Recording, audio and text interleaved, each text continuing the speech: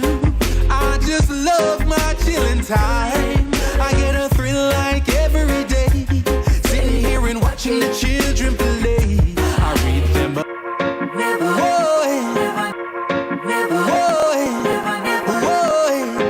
I say you're never gonna get me down. Oh no, oh no. Peace of mind is a holiday, and it's a trip that I love to take. And every time that I make this journey, it just blows my mind away. Peace of mind is a holiday, and it's a trip that I love to take. And every time that I make my journey, it just blows my mind away. It's such a blessing to be alive in this world that we all reside. And you can call it to what you want to. I just love my chilling time. I get a thrill like every day, sitting here and watching the children play. I read them a book and I tell them stories. You should hear the things they say. And every time somebody greets me, says hello, I take it easy. I say hello now, how you feeling? You be safe, it was a pleasure meeting you. Peace of mind is a holiday, and it's a trip that I love to take. And every time that I make this journey, it just I say you're never gonna get me down. Oh no, oh no. Peace of mind is a holiday, and it's a trip that I love to take. And every time that I make this journey, it just blows my mind away. Peace of mind is a holiday, and it's a trip that I love to take. And every time that I make my journey, What up, Massive? just blows my mind. It's that time. Large up my radio, fam. To be alive in this world that we all reside. I got you You covered. can call it to what you want to. I just love my chilling time. I get a thrill like every day, sitting here and watching the children play. Hey, Diane. I read them a book and I tell them stories. You should hear the things they say. And every time somebody greets me, says hello, I take it easy. I say hello now, how you feeling? You be safe, it was a pleasure meeting you. Peace of mind is a holiday, and it's a trip that I love to take. And every time that I make this journey, it just blows my mind away. Peace of mind is a holiday, and it's a trip that I love to take. And every time that I make my journey, it just blows my mind away. There's no reason to get upset. Just says to do your part, and he's gonna do the rest. Don't hurt your heart, it only causes stress. You may not realize it, but you're truly blessed. And I know sometimes it's hard. You've worked all day and you don't see. Hey, Camille, what up? Come on, bro. Brooklyn's in the building. Let down your Where's her from the top? I got you. the skies, you might just reach the stars. Peace of mind is a holiday. Meaning from the heart. Got a dope show for you. Special guest in the building. I know on the stage, I know face your lie, me I tell. He's here. He's here. Peace of mind is a holiday, and it's a trip that I love to take. And every time that I make this journey, it just blows my mind away. Peace of mind is a holiday, and it's a trip that I love to take. And every time that I make my journey, it just blows my mind away. It's such a blessing to be alive in this world that we all reside. And you can call it to what you want to. I just love my chilling time. I get a thrill like every day, sitting here and watching the children play. I read them a book and I tell them stories. You should hear the things they say. And every time somebody greets me, says hello, I take it easy. I say hello now, how you feeling? You be safe, it was a pleasure meeting you. Peace of mind is a holiday, and it's a trip that I love.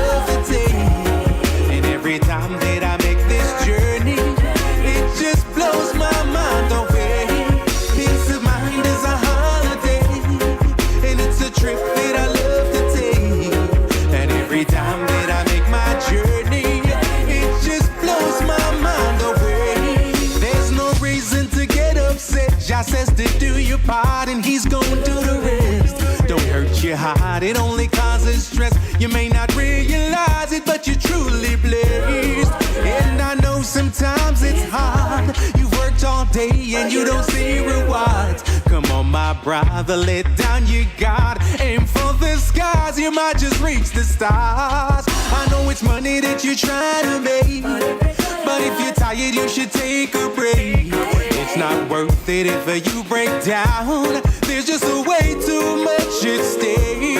Take a vacation if you want to. Spend some time with the ones that want you to be okay, because they love you. Oh my God, I said I wanna thank you.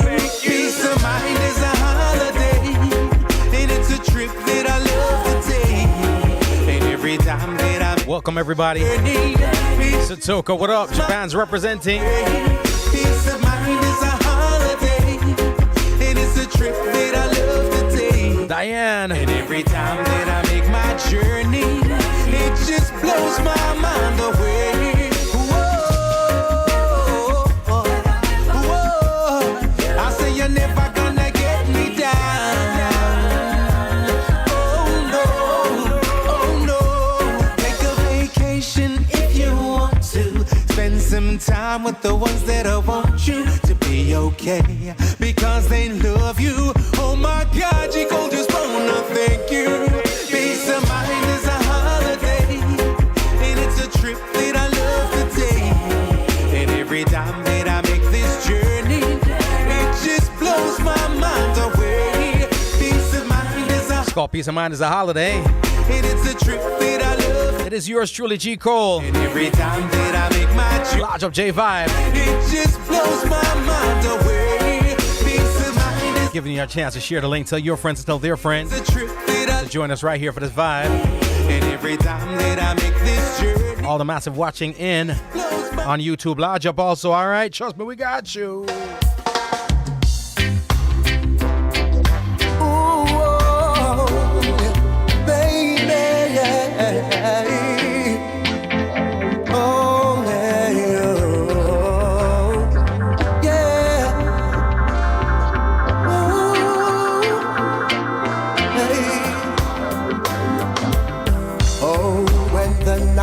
Comes the morning, the sun starts shining through. Birds, they start to sing, and all I think about is you. Pour a cup of coffee, sit in my favorite chair. Pick up the morning paper, then smile from ear to ear. Ooh, this loving feeling that's coming over me. Wagwan Lawrence. Could it be? George Prophet, what's up? Oh heavens, could it be? Yeah, I feel like a child, yeah, so humble in my eyes. Oh, oh. That's what you do to me. I think I'm in love. Think I'm in love. Think I'm in love with you, baby. Yeah, yeah. Think I'm in love. Think I'm in love.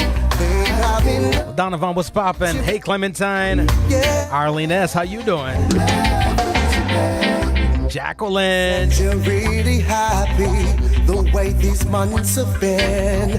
We've got a bottle chilling and the lights already dim. Hey, Julia. Night is just beginning.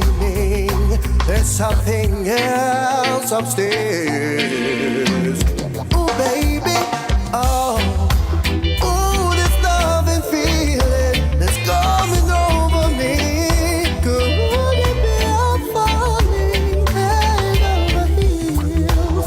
Ooh, girl, I'm shaking, weak down in the knees. That's how you make me feel, yeah. Y'all ready to get the show going? Get this party started. Hit the road. I'm in love. I think I'm in love with you, baby. Yeah, yeah. Think I'm in love. Think I'm in love. Think I'm in love with you, baby. Hey, Violet. Yeah. Oh. Ooh.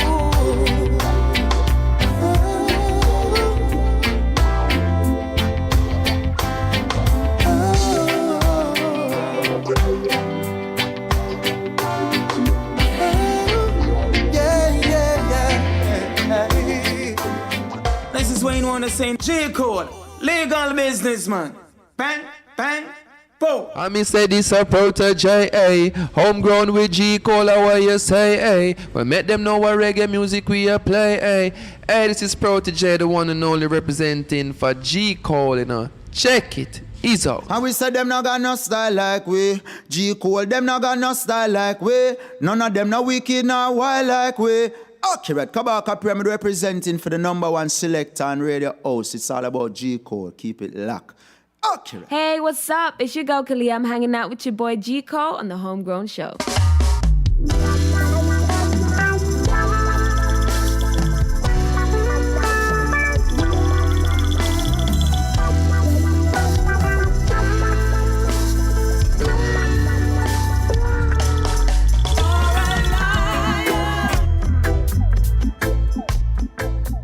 Yes.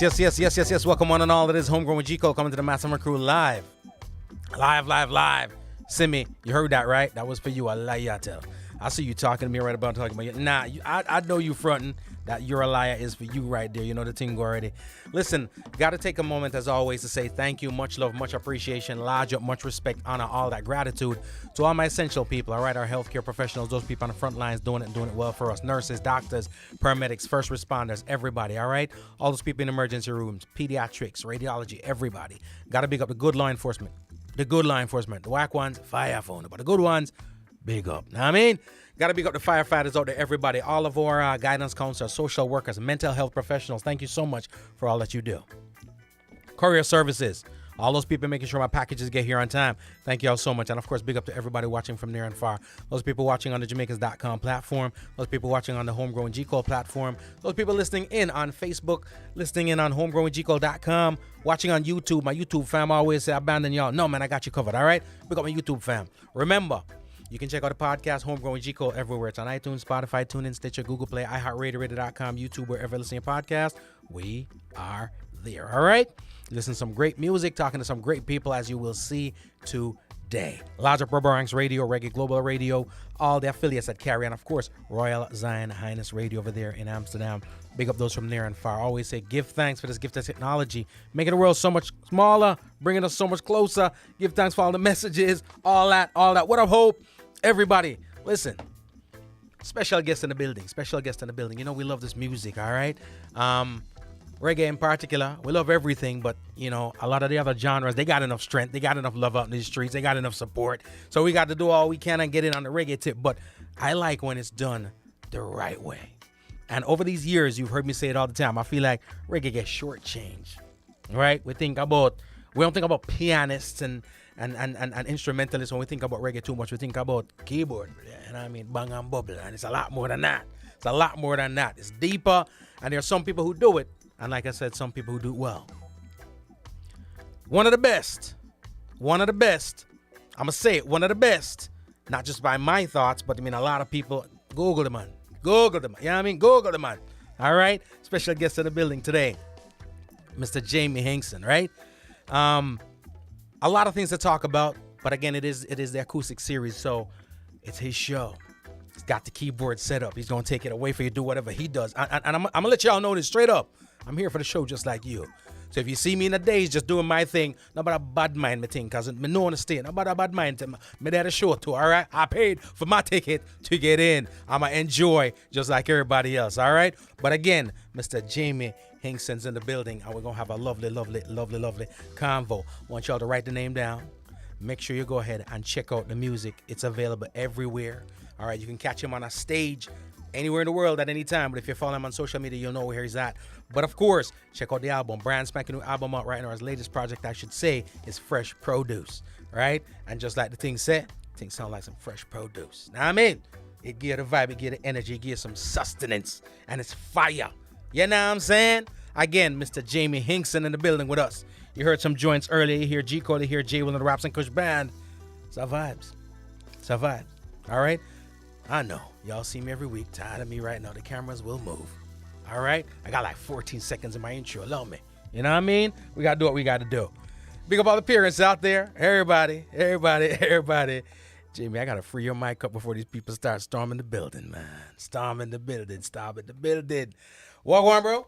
Bless. Thank you for having me, Mr. Cole. It's a pleasure, man. It's a pleasure. It's a pleasure. It's a pleasure. Always a pleasure to have conversation and reason with those people who I feel like have an impact, a dope impact on the culture. Sometimes your impact is so much you don't even realize because it's a day in the office for you. You know what I'm saying? Very true. But trust me, I've been hearing your name and your work precedes you. Before you walk through the building, I've had numerous people talking for years. Years. Yeah, you're a young man, but you know, swear said you're 50. You know what I mean? But I've been hearing your name and stuff for years. My first actual experience, I was told to go check out when you were playing with Holly Cook. Whoa. You know what I mean? Some years ago. Yeah. Right? What was that? Was it a US tour? That was 2014.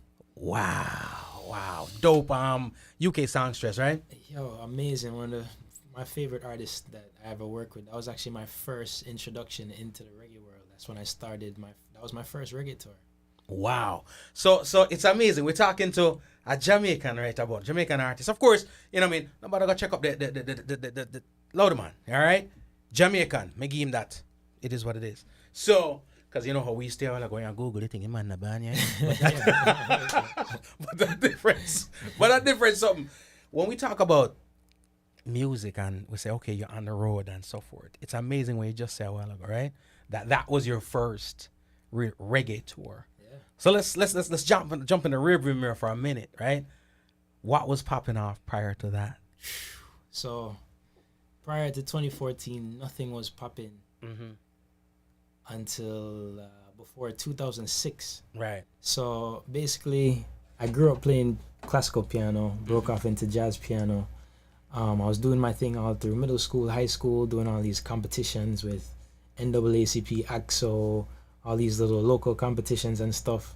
You know, busting up these Asian and Indian kids at these classical competitions and stuff. Like, it was fun. But, right. you know, I felt like I was at the top of my game because I won everything I was a part of. And, you know, I seemed to be the sharpest knife in the drawer in most of the situations I was in up until high school. So I ended up playing at the Air Jamaica Jazz and Blues Festival. Wow. On the main stage. Patty LaBelle even called me back up to the stage, and I always talk about how I didn't hear her because I was in the back of the stage messing around, and, you know, my parents were upset. But anyways, the last big thing. How old were you? I was 17. Wow. So they even made an announcement at my high school, like, oh, big ups to Jamie. He's not going to be in school this weekend because he's going to Jamaica to, like, it was, wow. It was awesome. Like, they really blew up my head, and, you know, that's what it was at my peak when I graduated high school. When I went to college now, I was advised by my piano teachers, don't go to school for music. You know, it hasn't been a great experience going to school for music. They don't teach you anything new. You learn everything you learn with your private teacher. They just test you based on what you already know in school. So why are you going to school for music? You should be a doctor, be a lawyer. You don't want to be a struggling musician. Go do something else. Yeah. And I was book smart. I got a full ride to any Florida school I wanted to go to, full scholarship. And I went to University of Florida on my full ride and decided to study industrial and systems engineering. Right. So, you know, I chugged through, but most of college was the social aspect and, you know, enjoying myself. And I put down music for 8 years. Wow. And it was only until my last semester, I had 4 classes left to graduate. I had just done 2 back-to-back internships with Ford Motor Company, and they want me to come work for their company. Job lined up, job security, all these things, but I would end up in this little boring place in Detroit, Dearborn, Michigan. So, long story short, I wasn't able to register for my classes. There was a switch of deans, and all this stuff was happening. They were looking at my previous record, all these things, and I could not register for my classes. So I had to take the semester off, and I was in Gainesville trying to figure out what am I going to do with my time. And that's when I decided to record my first album, Take Flight. Wow. And I fell back in love with music. And what ended up happening is, instead of finishing the 4 classes that are still sitting down, I booked a one-way ticket to California to restart my music career, which I thought would have been me picking up from Jazz and Blues Festival in 2006. Right. That was not the case. Wow. I got a taste of some humble pie. Yeah. And had to start from scratch. Still building right now on my journey, and there's always like, oh, what if you did this? What if you went to Berklee College of Music? What if you went to Juilliard? What if you did all... everything that happened for a reason, and the reason why I have the appreciation for the music I'm doing today is because of that long break that I took away from it in college. Wow. I needed that kick in the ass to be like, hey, you know, how bad do you want it? You had a chance to be away from it for a while. You realize it's not an easy thing. And now everybody seems to be doing what I do now. It's not something special. And now it's more of a learning experience and me appreciating all the musicians around me, which is fantastic. Wow. It's funny. You mentioned college, right? Four credits from wrapping up, right? Jamaican parents, right? So here's my question to you now, right? What your parents said when you were like, nah, 4 credits, nah, I'm going to Cali, baby. So there was no support there. Family and even friends, even close friends, is just like, what are you doing? Right. Even the kids at my school are just like, what are you doing? Because you have to understand, me getting a job, the job I got was with Ford Motor Company. Ford Motor Company is all the way up in Detroit. So every time they do their internship, they usually take some local people, but you know, to make it seem diverse, they'll come all the way down to Florida that happened to have the biggest career fair, and we're gonna pick just 2 kids from all of University of Florida engineers to come to our program. So of course, everybody drops their resume at the table, and the way Ford goes through the resumes so that they don't have to go through too many applicants, they just throw out everything that's below a 3.3 GPA. If you have less than a 3.3, we're not even looking at your resume. Right. So by that time, I was president of Caribbean Student Association. All it was partying and social life. Like, I love college. Like, that experience I would never take away.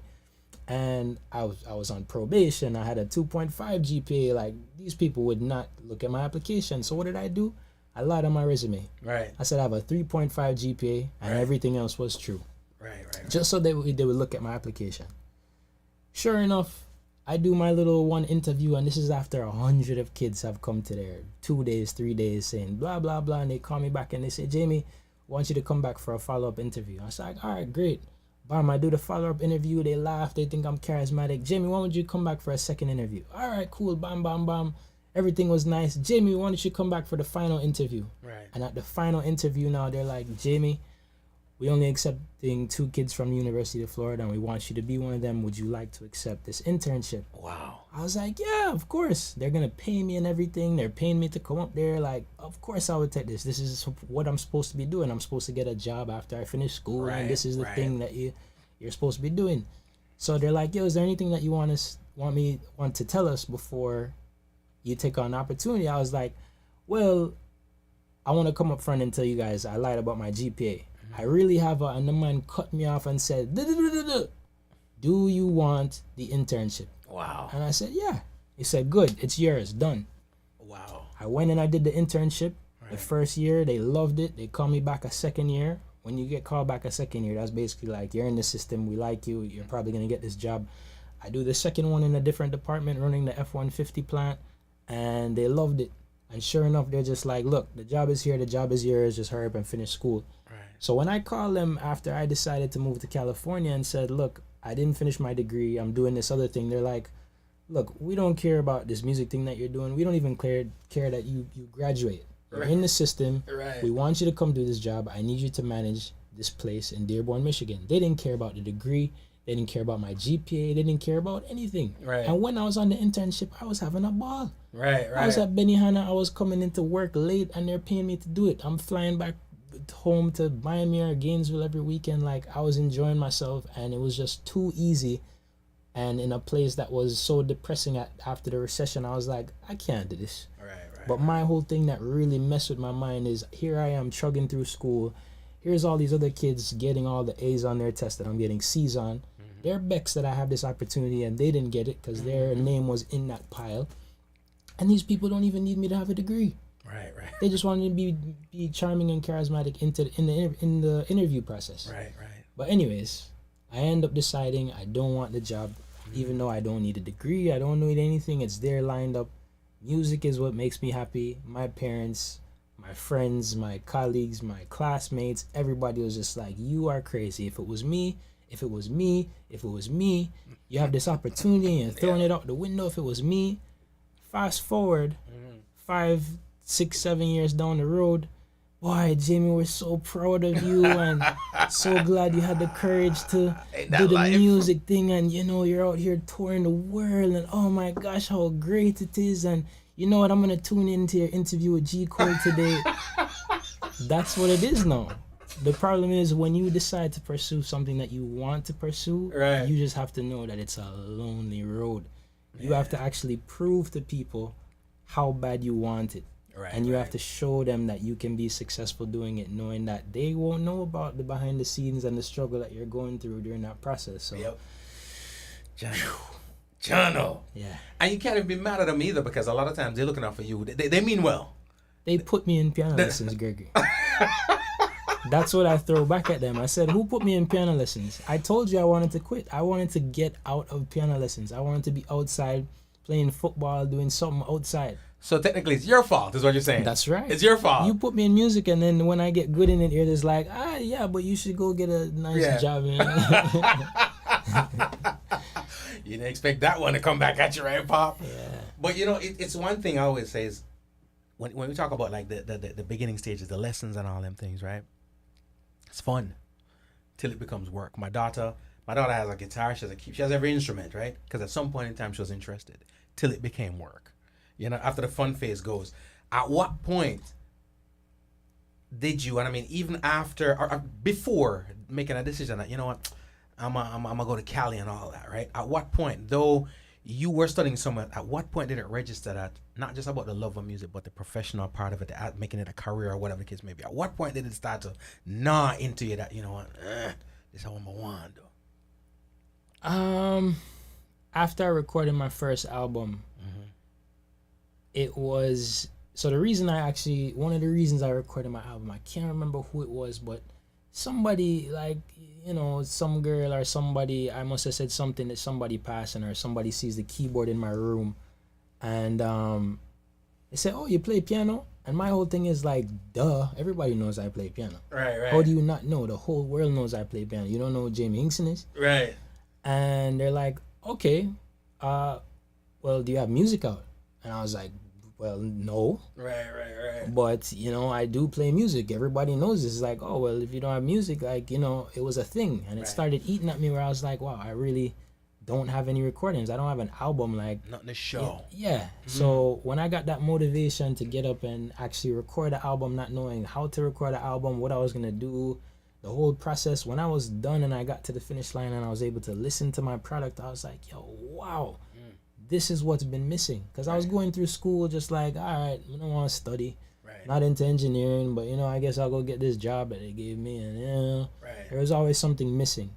When I got back into music, it was just like, you know, I'm happy being broke. Let's see how this music thing goes, but this thing is like a genuine form of expression for me. And that's when it was just like, okay, I can do this. But before I moved to California, that was me thinking of Jazz and Blues Festival, where I left off. When I got to California, it was the exact opposite, where there was many times where I was like, look, maybe you should just renege on this whole thing and, you know, call it quits. But then I have everybody with the I told you so's back in Miami, like, we told you should have done that. So instead, it was a motivation, and I just kept pushing. And every time you're on the verge of giving up or on the verge of doing some, you know, get rich quick scheme or something, that's when something drops out of the sky, out of nowhere. Or the thing that the seed that you planted 5 years ago is just coming to fruition now. I tell people all the time, Ginger Marley, who I play keyboard with now, I've been playing with for 4 or 5 years, I'm musical director for him now, great friends. He found me on Instagram. From a video I had posted of a Bob Marley cover that I did years prior. And it was one of the things I was trying to get my name out in California. And eventually I said, man, nobody's listening to these videos. Nobody's on my YouTube channel. I don't have any subscribers. Like, you know, my look at 30 views isn't going to do anything. Nobody's seen it. All it takes is the one right person to see it. And he was one of those 30 people. And he hit me up on Instagram and was like, hey, would you like to audition for the band? The rest was history. So you just have to keep planting the seeds, keep putting out stuff, and you never know what's going to catch or when it's going to catch. Wow. I dig that. And it's funny, as I think back on, you know, being introduced to your work and watching you do what you do, you know, the names, because everything we do right now we get compared, right? You sing a song, a man say, "Yeah, you sound like Bob." You know what I mean? Julian was saying, "Yeah, you sound like Bob." You know what I mean? Everybody sound like somebody. But then it's who they compare you to, right? When I hear your name come up right now, you're a young guy, but it's in comparison to legendary people like Jackie Matu. You know what I'm saying? The Butler brothers. You know what I'm saying? Who I know one of them was a mentor of yours, right? Yeah, my piano teacher, Leslie Butler. Mad. So I'm talking about. It's like I know musicians. I know a ton of keyboard players, but I tell people all the time. I think I know like 4 pianists. You know what I mean? Real pianists where they're playing the boards and the bang and bubble if necessary, right? But that's not the avenue of expertise right there. Get them the keys, the ivory, and then they come alive. And I feel like that's you. Yeah, man. The piano is, I have to have 88 keys with me all the time. 88 weighted. I have to have a piano. Right. When I'm looking for my best keyboard, I'm not looking at horns. I'm not looking at anything. I'm looking for the best piano sound. Like, I love the piano. And like I said, I jumped into my first reggae tour in 2014. Wow.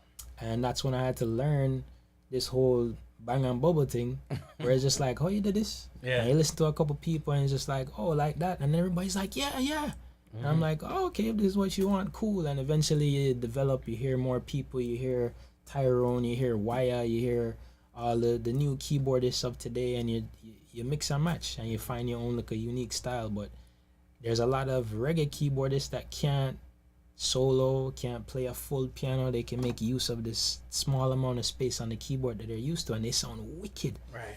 But ask them for stretch out and do something else with the piano. Ain't happening. Yeah. Ladies and gentlemen, chopping up right now with Mr. Jaime Hinckson. And again, when I say one of the best, trust me. Let's talk music for a minute, right? I am one of those people who this is my ranting platform sometimes. When me hear some stuff, I'm going to want to rant. I'm going to come and rant, right? And I always say, I feel like we get shortchanged in reggae music. Reggae music, we almost acclimated to 4 people. Drum, bass, one keysy, one guitar, right? And then wonder why we can't compete in the international sphere where another genre, it's 10 pieces. I know the budget is a little bit different when it comes down to our thing, but even from a production standpoint, sax, strings, keys, real pianos, overlays, the whole nine, making sure the things sound proper. And that's what I hear and I see in like you, that's what you bring to the table. It's almost like, all right, I see y'all got the frame right here. Like Ford, you know what I mean? I see y'all got the frame, but I got the chassis right here. This is without this, we ain't moving, you know what I mean? Yeah. So although Mayor Sir Ford ban you right about now, you couldn't get the F-150 for buy if you tried. They're still mad. It's true. They're still mad. Ladies and gentlemen, again, Mr. Jaime Hinckson. When you listen, I always feel, I got friends of mine who are chefs, right? I don't like to go out to dinner with them people, man. Because no matter what comes to the table, they start looking at like, I could have done better with it. When you listen to music, especially on the radio, what are you feeling? What are you thinking? To be honest, and I'm trying to get better at this, I don't have time to digest new music. And the new market is so oversaturated because it's so easy to release music now. You have people that are just releasing music that's unmixed, unmastered, something that they did on their phone. And, it's easy to release everything on iTunes and Spotify and stuff. So you have a lot of music out there. And sometimes the good stuff gets crowded by all the rest of the stuff. Right. So unless I get a recommendation from like a good brethren or somebody I trust their musical sense, then I'm not really listening to new artists. I'm still stuck to listening to old artists. I'm still listening to old Monty Alexander and Jackie Matu records and old stuff. All my sound comes from old soulful 70s music and all that stuff. That's like, the same albums I play over and over again are my go-tos. I never know what new album to listen to or when I'm gonna have time to go digest this new album and this artist just dropped this. Meanwhile, the music that's out and the people that want certain productions now, they're looking for a certain type of sound, a certain type of tone, where you have to kind of hear what's in the market nowadays. So if I'm listening to new music, it's more of like research to better my sound, but I don't want to lose the authenticity of the timeless sound. Right. The music that people can listen to forever and ever.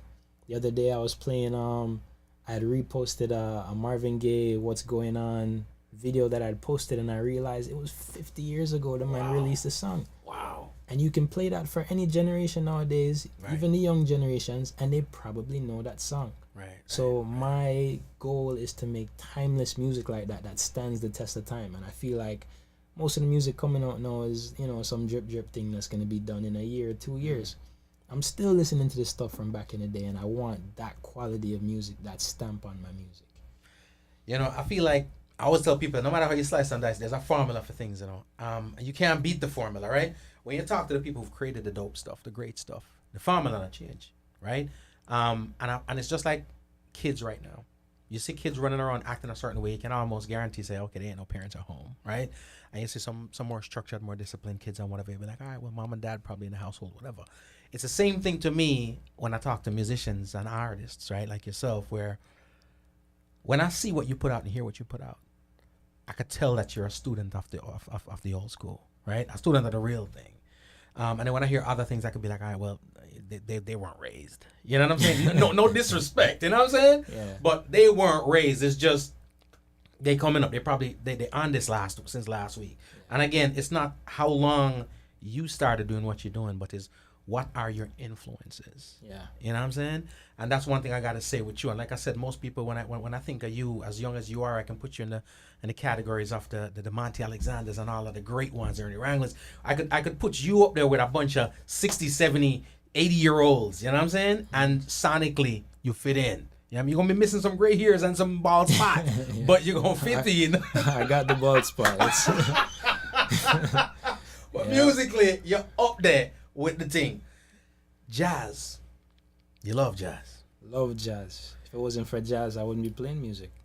How when I went into piano lessons, right? It didn't last too long, right? I was bored out of my mind, straight up. My piano teacher was a pastor. First wrong thing, right? Because only thing want to teach me some stuff from the hymns, right? And not even the cool ones. You know what I'm saying? So There's a cool hymn. there's some cool songs, not hymns. You know what I'm saying? Yeah. No, make them bunny out. Pastor's here right now, be a fire. But I always feel like you gotta catch them somehow, right? And then you're gonna have the few ones. Just like every doctor I know, to me, was on the trajectory to be a doctor since I knew him as a kid, right? The other people, we're just finding our way in the world, right? But when it comes to people starting out with stuff like jazz and the love of jazz, that's something special because no discredit on any other genre, but it's almost like it's real music, so to speak. How did you get into jazz? You're a young kid. It ain't exactly the cool, it ain't the bop. You know what I'm saying? How did you get into jazz? When I was in my rebellious stages, and respectful rebellious, like I had a good upbringing, like I know how to act around older folks, but my piano teacher, Joan McMorris, Miss Mac, I would spend so much time with this lady. Summers, piano lessons, I was giving some of her students piano lessons, and I spent most of my time with her, but everything was classical music. We did all this London School of Music stuff and Beethoven and Chopin, and that's also what I was doing in all these competitions at school, so it just matched. But like I said, as a kid, when you're 12, 13, that's not what you want to be doing.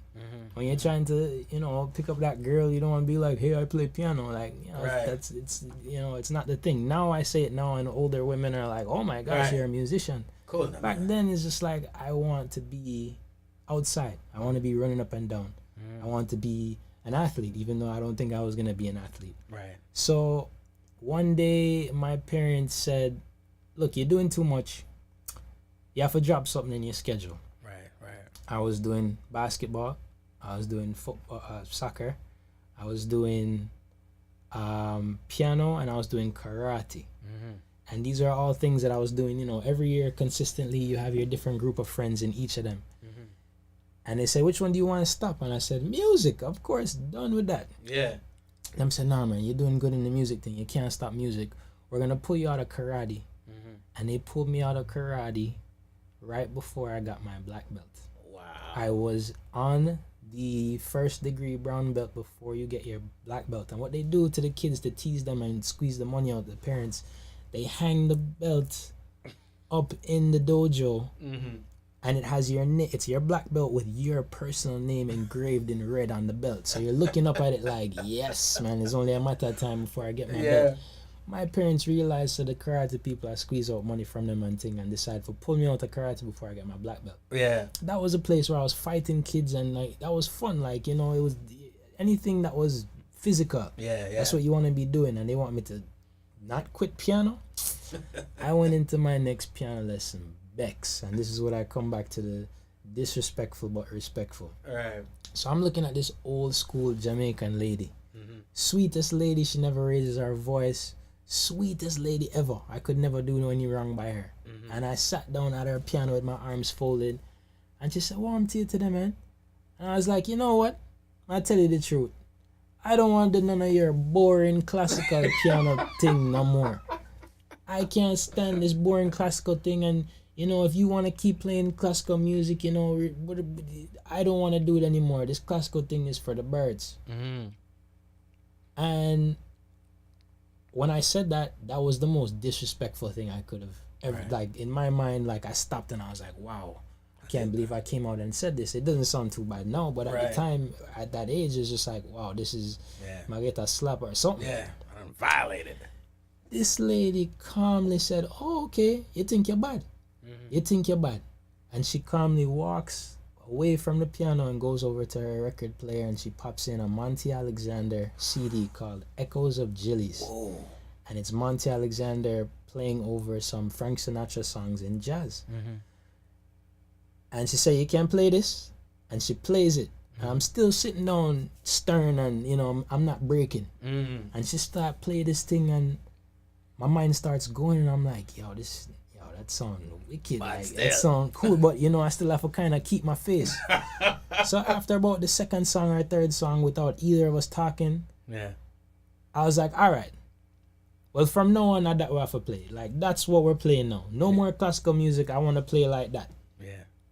And she's like, all right, we can do that. That's the compromise, but you're still going to have to do your classical music. And luckily I did, because that's where the technique comes from, and now I have an appreciation for all the classical music that I did. So we simultaneously did classical piano, and she found a way to start showing me some chord changes, and then she handed me off to her best friend, Leslie Butler, who would do jazz lessons with me simultaneously. So I was doing classical with her and doing my jazz stuff, and now it was the perfect mesh where the jazz thing helped me develop my ear. I can now play things off of the radio, Boys to Men, whatever was on at the time. Now I can go play a piano for a girl and play something on the radio. I'm not playing Beethoven. So now it's like, oh yeah, like I like this now. It's a cool guy thing, and there was no more pushing and forcing. And that was from jazz. Me starting to learn jazz at that point. Wow. And this is Miss Mac? This is Miss Mac. It's funny, throughout people's lives, especially great ones, right? There's always somebody so impactful. Unfortunately, a lot of times they leave us. They leave out of our lives prior to knowing the impact they had on us. You know what I'm saying? Sometimes they depart from us before getting their credit. Sometimes, culturally speaking, to win a like, give credit more time. You know what I mean? Until they're laying down. Is Miss Mac still around? No, she passed in 2009, unfortunately, before all of this. Exactly what you're saying right now. Wow. But she has been such, because as I even do research on you, right? You know, the research, they just put the meat and potatoes, which is cool. But even in those meat and potatoes, you know what I mean, as condensed as it is, I hear the mention of Miss Mac. You know, I make sure everywhere I go, I'm in a Miss Mac shirt. Oh, snap. Available on JaimeHinckson.com/store. It's called the Miss Mac Music Store. I have Miss Mac music shirts in different colors and all these things, but she's the name of my first composition on that album I did in 2013. My first and the only original composition I had on that album is called Miss Mac. Right.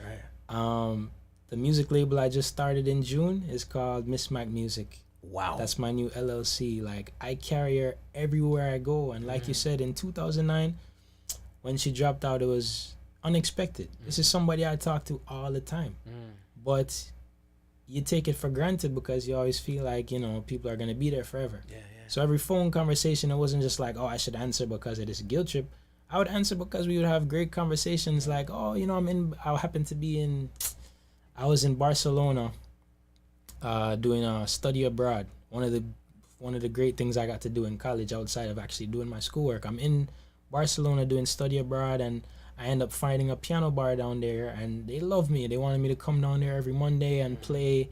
So, you know, I'm calling Miss Mac back home to say, yeah, can you believe I'm over here in Barcelona and I found a piano thing? And the way she talks to me all the time, she's like, of course, Jamie, you're my Jamie. Of course, your name's going to be in it. Like, she always talked about, from I was little, doing some little small, before classical music was like, oh, you're going to be great. And I'm like, oh, this is just old lady talk. Right. But now it's like a motivation where when she dropped down unexpectedly, I was in Barcelona. I couldn't even go back and attend her funeral. Money was tight, all these things, and I didn't even know how to react.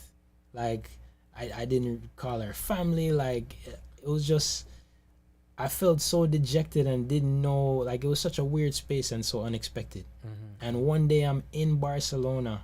This is a week after I got the news. Like, my sister called me on Skype and was like, yo, I have some news to tell you. So as soon as you get the little preview, it's like, all right, somebody really close just drop out. So I'm there scrolling through my mind like, all right, it's one of these 5 people. Is it mommy, daddy, brother, sister? Oh my gosh. So when she's like, Miss Mac, I was like, oh okay. Old lady, you know, some probably some old people thing, but you know, them live them life. And I'm like, oh, okay, no problem. She's like, you okay?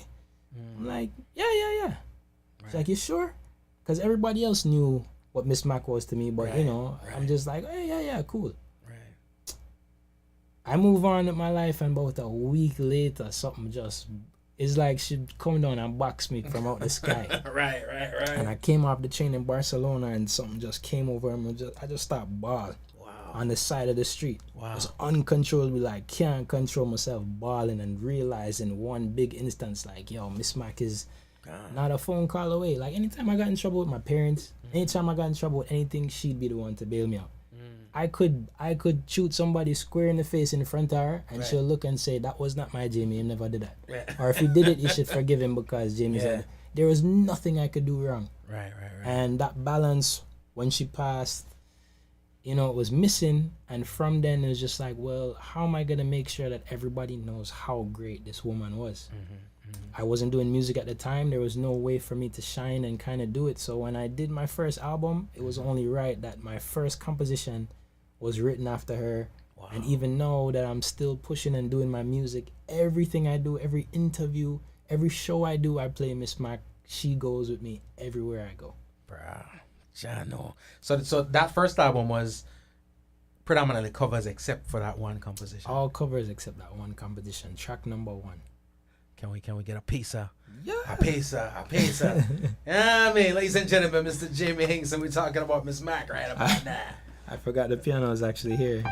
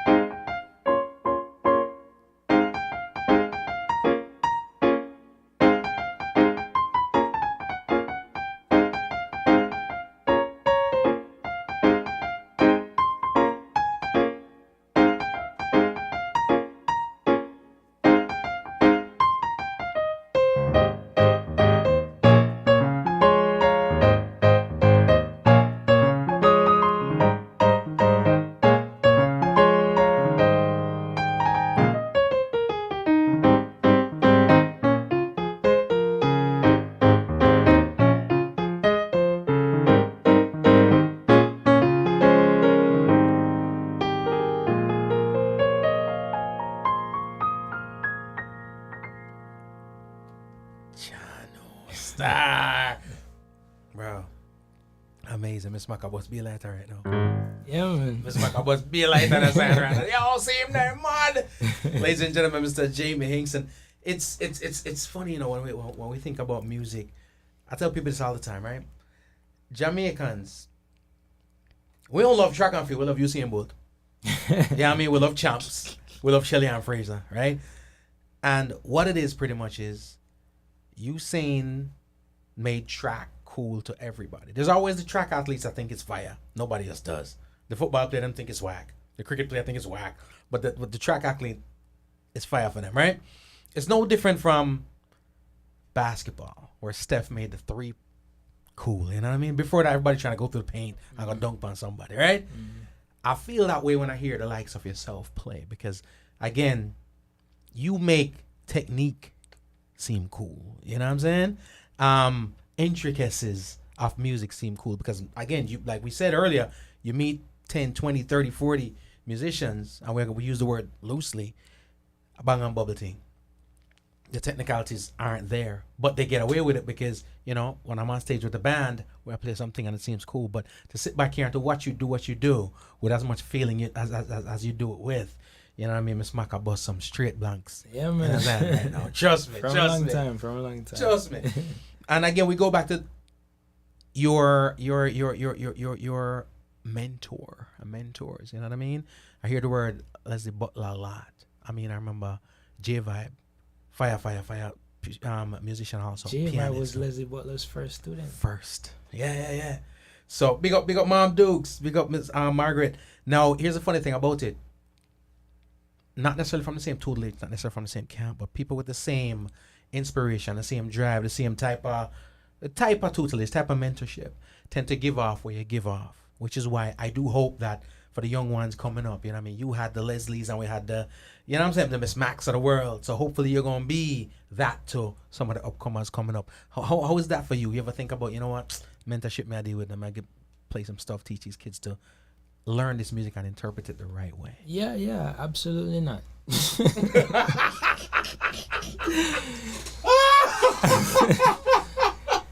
I unfortunately don't have the patience of a Miss Mac, of a Leslie Butler. Right. They didn't give you that. I would snap on these kids, and these kids don't even have the respect that I had when I was taking lessons with Miss Mac and Leslie Butler. Right. Even like I said, when I'm telling you the way I talked to Miss Mac that day when I switched to jazz, I thought that was the most disrespectful thing I could say. Right. Can you imagine what a kid would tell me nowadays? Money I shot out. Yeah, I'm gonna end up in jail or something, and like, you know, me trying to do a good thing. Fighting with a 4-year-old. Yeah, the problem with piano lessons, why I don't give piano lessons, is the people that take piano lessons, especially the kids, they're forced into it. The same way I was forced into it, and everybody was forced in. There's no piano kid that's like, oh, pick me, I'm a loser, I want to play piano. Like, no. Right. Your parents is like, go in this thing and we'll see if it sticks. But your parents are forcing you into it. Or maybe your parents want to be musicians, or maybe your parent is a musician and they want you to do music, and now it's this thing that you didn't want to do, but your parents think that you might be good in it. Or you have the people that want to start music when they're 40, 50 years old and say, you know, I've always wanted to do music. And they don't have the capacity to learn music or even take the time to practice the way kids might be able to. So between those two groups of people, that's what happens when I advertise, hey, I'm giving piano lessons. That's what you get. Now, what I get a lot on Facebook and Instagram, you have a couple of musicians around the world that will reach out and say, yo, Jamie, I love your stuff. Really appreciate you. I'm an upcoming piano player. I'm learning this and whatever. And hey, could you send me this? Or what's the chords you played here? Or can you do a tutorial video for this? Or how did you do this? Or whatever. I'll take the time to take somebody who's trying to learn, that was brave enough to reach out to me and ask me to say, look, I'm a real person responding to you. This is what you can do. You should learn this scale. You should try doing this. These are these chord changes, and I'll try to help as much as possible. There's this little youth in a band called League of Rebels. These kids out in the UK, they actually came out to see a show when we were doing a Euro tour with Jijo a couple months ago. But these little youths are family of musicians. Amazing. Wow. And the little keyboardist that plays keyboard for them, I'm sure all of them probably know how to play every instrument, but he'll reach out and talk to me, and the things that this kid knows. Wow. The instrument, the Jackie Matus and Monty Alexanders, he's looking up. He knows all these people, and he's telling me, oh, do you know also Gladys Anderson? Do you know all these other people? And I'm just like, youth, when I was his age, I didn't know any of that stuff. Right. So you have people like that where I'm just like, okay, this is not a piano lesson. This is not a thing. Like, whatever guidance you need, I'm here. Reach out to me. Like, I'm following your journey now. Like, I'm so interested in where he's gonna go and other young musicians like him. Versus, hey, I'm a piano teacher now for everybody that wants to pay me money and force their kids to be rude with me in a room. Ain't happening. Nah, Miss Mac is not around anymore. She was the person for that. She would even make me do piano lessons with some of her kids. And some of her kids I would be more stern with than her and be like, yo, Bridget, I don't play that foolishness. Right. Is either you're doing this or you're not doing this. Like, pick what you want to do. I'll just get up and walk. So you ain't no Miss Mac. No, I don't have the patience for that. None at all. I appreciate the honesty because, you know, I think that's one thing too that we need more. We see it in our high schools. We see it in our middle schools, in our colleges, right? The fact that you're the accountant don't mean you have the capacity to teach it. You know what I'm saying? Very true. And I love the fact that you look at it that way. But then, of course, again, just like Miss Mac, she's doing what she's doing the lessons. The mentorship is probably just something that fell off from the tree, right? The mentorship was the thing that you didn't ask for, you didn't know what was happening, but that was like, she was it. Yeah. Everything. And that's what you are to these folks. I hope so. Jano. Ladies and gentlemen, again, Mr. Jaime Hinckson. Brand new album out. I'm gonna call it brand new because it's brand new to me, right? As with all musicians and artists, the music 2 weeks old and I knew you no more, but it new to me, right? Fresh produce, right? I was listening to it yesterday, and like I was telling you, there are a couple of instrumentalists that I know. Dope, props to them, dope stuff. But the music that they make to me almost gives me a background vibe. I don't want to say elevator music, but it's like there's a segment for that. So if I'm on air, I gotta find the segment for that. If I don't do that, then I'm forcing it, right? Your music is just a vibes. I was listening to the first track on the album, and literally by the time I was done with it, I had words written for that song. That's how it connect right away. You know what I mean? Talk to me a little bit about when you're creating, because as a songwriter, when I think of writing, I think of, okay, there's inspiration, and then I write about shirt, or I write about lights, and I start structuring it. But you're not using lyrics here; it's music, right? Talk to me about your creative process. How do you get down to making them joints and making them connect with not just me, but the average ear that's not as complex as you? The first step is that you cannot plan to create. You don't know when you're gonna be creative. Creativity might hit you at 4 o'clock in the morning in the middle of your sleep, and you wake up and you have a melody. And if you don't have a keyboard nearby or a voice memo on your phone to record it, you're gonna lose it. So what ended up happening was, ended up moving back to Miami, and right about a month or two after COVID lockdown, everything. So I had plans to do all these things in Miami, and in the heart of it all, and wanted to do so much and accomplish so much things coming back to Miami at a different status, and everything locked down. Wow. You couldn't go nowhere. Right, you couldn't travel, you couldn't tour, there was no stage, there was no nothing. Wow. So you have a lot of musicians that sat down and cried and said, why, what am I gonna do? You have some people that, I'm gonna quit music because, I gotta pay this rent, I gotta do something. Everybody had to do what they had to do during COVID. Luckily, I had the opportunity to go over to a studio in Miami Gardens where I met this family of musicians, the Richards family. Bass player Dave Richards plays bass with Shaggy. And at the time, his sons Dave Jr. and Mike played with Johan Marley, Steven's son. So I went over there to do a session, and my brethren said, yo, come by the studio at 10 in the morning, whatever. And I'm not somebody that wakes up at 10 o'clock in the morning. Right. So this person that invited me to the studio didn't expect me to come up at 10 in the morning. I was there at 10 in the morning. Why? Because it's COVID and I don't know any musicians in Miami, and I just want to do something. Right. When I go there and I hear these kids playing, the caliber of music and even their studio setup and everything, I was just like, yo. Wow. Like my brain just started sparking. So that day wasn't the day, but after that session, I was like, yo, when you guys free? And I realized everybody is free right now. They're like, yo, we're free all the time, and it's a home studio. Right. And it's not one of the people where, boy, you better make sure you come over here with your mask and stuff. And it was kind of the opposite, like, we're here. Right. I went over there probably every day or every other day for like the next month or so. Became family with these guys, and we would just sit down and just bang out tunes. There was no script, there was no, I'm gonna record an album, there was no project, nothing. It was just, yo, I want to sit down and jam. Right. Let's just make sure that we hit the record button here. Tune after tune after tune. These kids, and funny enough, they have the same birthday. Right. But they're born 4 years apart. Oh, wow. But they have this brother connection, like the Barrett brothers. Yeah. They're like a Sly and Robbie. Like, they're a great duo. Wow. So throw me in the mix now, and it was just a fun thing where it's just like, all right, they have the talent. Let's make this a fun thing, which is how I do my silent discos. I explained it at my album release party last month. By the way, this Sunday I'm having another silent disco. Come out and enjoy yourself. Tickets on Eventbrite.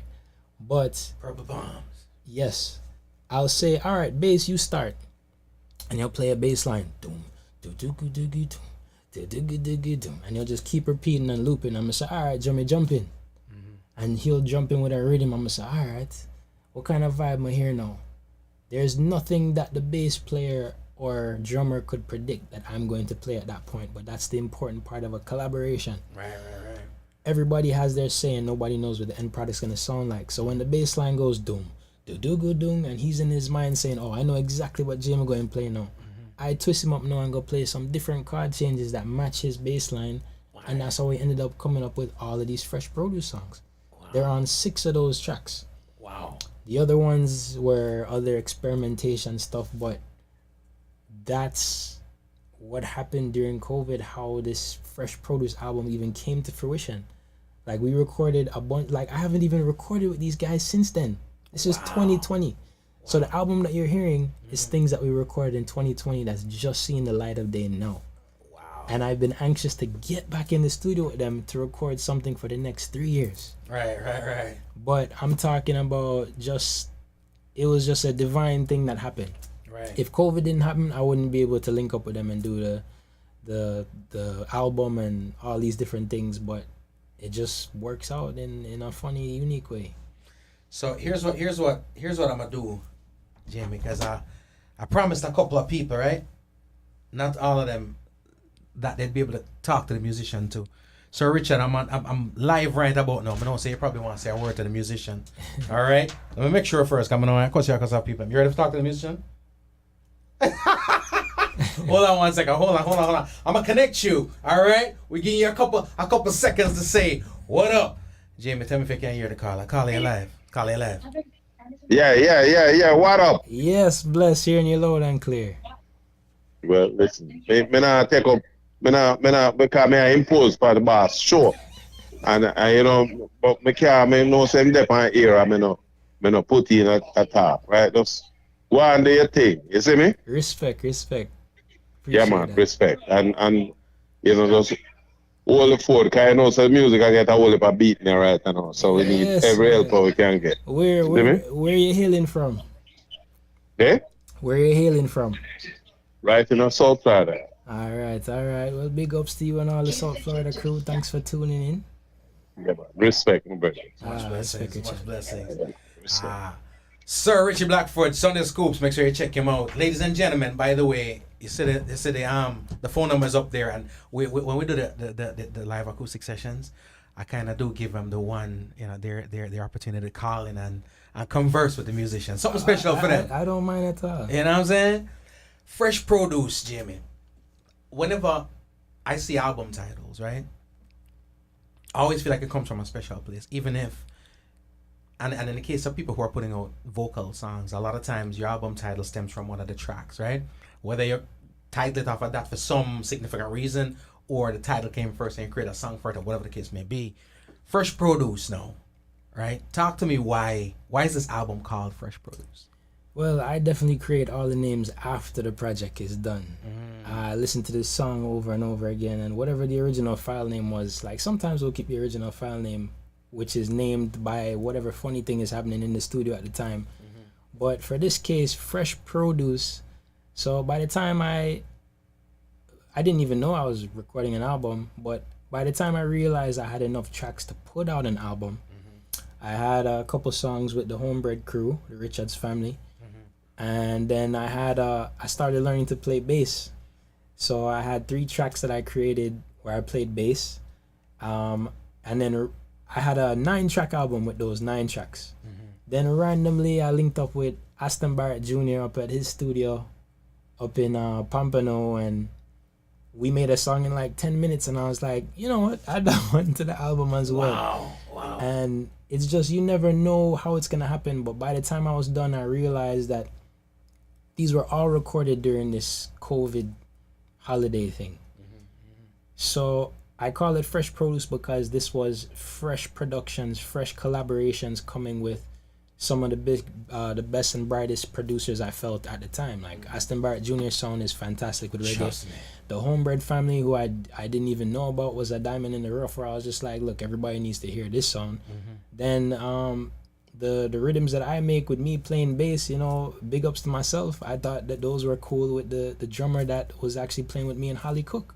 Wow. That's who's on drumming for the other 3 tracks. Right. So this combination of collaborations with artists and personal people I knew, I thought it was a fresh start. It was a positive injection that was needed during COVID. It was a form of expression for us, and it was called Fresh Produce because it was just fresh productions, brand new, fresh. There was no stamp.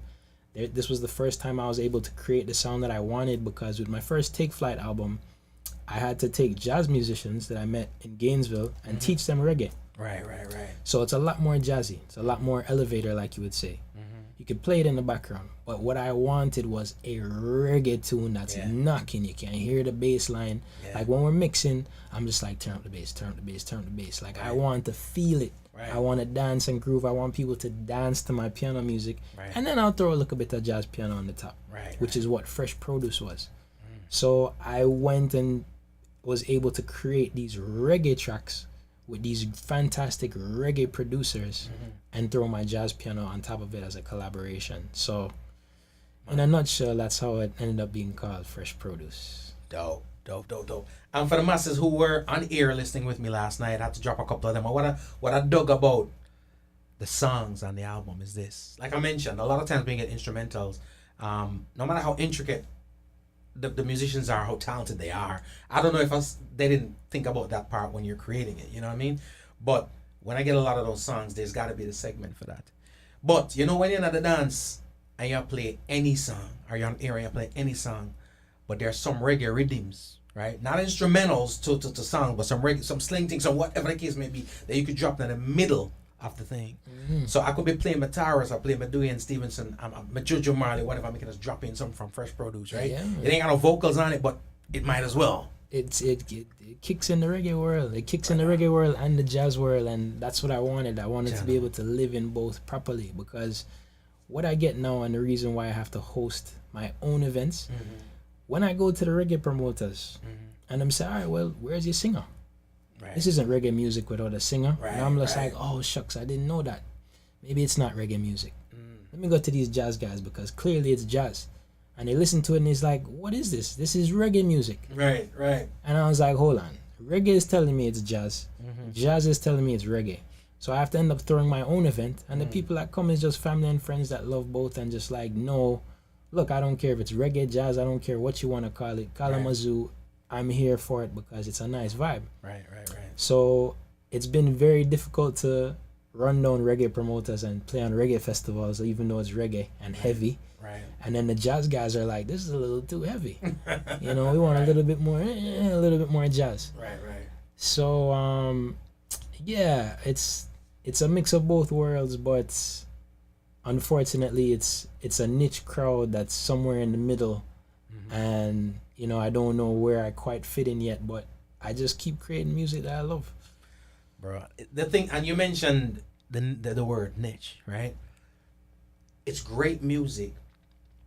It's what we're cultured to accept. Like the reggae promoter said to you, where's the singer there? Where's the singer at, right? So it's something we're cultured to accept, is that there's got to be some vocals on it, right? Now, then we listen to it, and I'm riding on. I'm listening, you know what I mean? But for me, and they're scared too. They can't. It's like, oh, I'm going to take the chance to put this out on the hoop. If I feel this way, how do my patrons feel? Well, lucky enough, with my Miss Mac music label, Mad.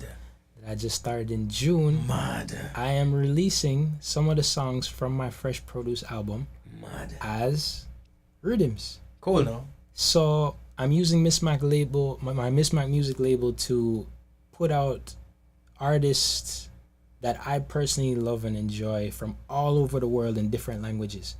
So you have songs like Don't You Love This Song, where I released a rhythm. You have a new artist on there named Kiara, who has a song called Love Galore. You have a wicked singer in Ethiopia named Layli, who I love working with. She has a song on there in Sidamu called Balu Danshaho.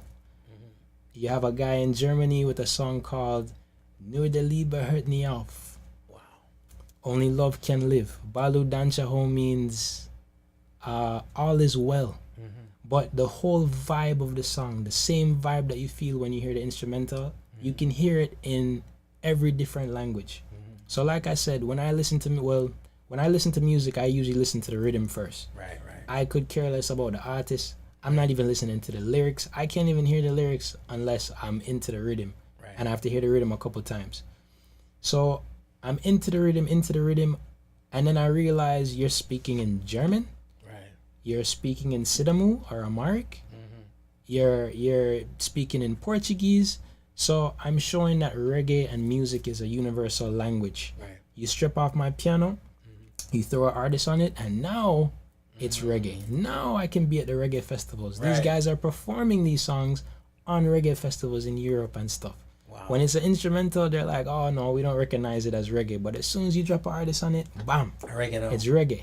So I'm using that to my advantage, you know, putting out a couple artists, and over the next 4 or 5 months or so, you're gonna hear a bunch of different remixes from a bunch of different artists. As a matter of fact, next week Friday, I think I'm dropping the Easy Breezy Rhythm. You're gonna hear Rankin Joe, You're gonna hear Vin Garden from the Scatterlights. Like, this is the most exciting part for me, is being able to produce artists that, you know, maybe haven't had the shine, maybe don't have the budget or something, but I have the opportunity now to put them out and say, look, this artist is nice, and clean it up and make it sound real nice, do my producing part, and, you know, where it goes, but it's the freedom of being able to just release music freely. And this is off of the same tunes from 2020. Wow. So, wow.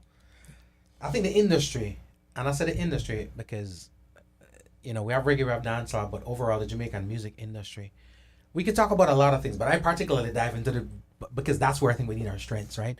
When you think of R&B, you have your mainstream, you got the radio records, the ones that the purists don't enjoy, right? And then you have the ones where, you know, the purists love, the underground sounding vibe. That goes for R&B, that goes for hip hop, that goes for even country, that goes for a lot of other genres. But when it comes to reggae, it's almost like there's more limitation. And when I say more limitation, from us as the consumer, because the world at large is consuming reggae, and the world at large will love what you're doing, but we don't live in the world at large. We live here amongst us. And we don't accept music, we accept artists. And it's not just this. I always feel like even when it comes to a stage show, people don't come out to hear music, they come out to see artists.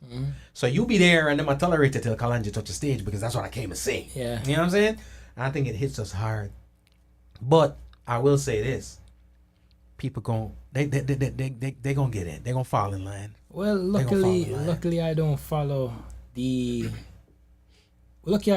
those people. Luckily I get to travel. If I wasn't able to travel the world with the Holly Cooks and the Julian Marleys of the world that I've toured with, I wouldn't be able to see the appreciation people really have for musicians and the music. Right. When I play with Juju Marley, we rehearse for 2 weeks before we have a 1 week tour. Right. We are serious about the music part, the rehearsal part, the music part. Right. Where when we go to a show, even if they didn't want us there, even if it was like, I don't know if I should come, everywhere we go, we bust down the door. Because we're prepared and the music is solid. So even if you didn't know you wanted to see the opener for Kalonji, you come there and you're just like, yo, that band, they're wicked. You have to look it up because, we turn your head. You might have been coming to see Kalonji, but boy, that band was wicked. Secondary. So you just have to be prepared for those moments. And I realized when you go to Europe, they already know about the band.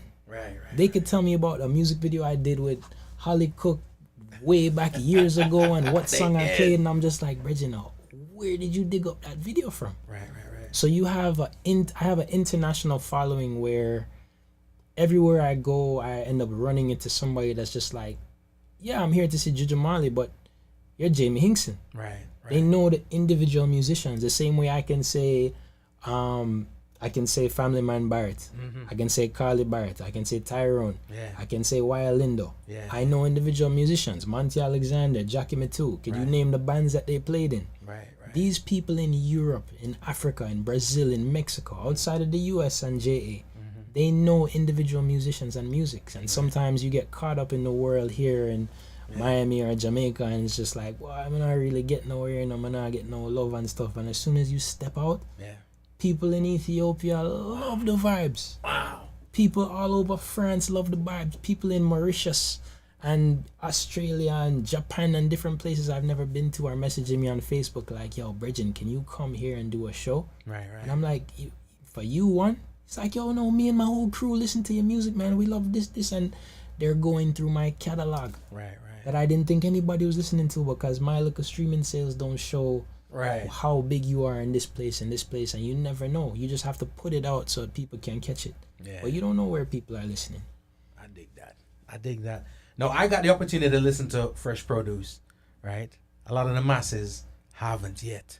So here's what I'm gonna do before the vex with me, because it will happen, right? I'm gonna let you take over from here. You know what I mean?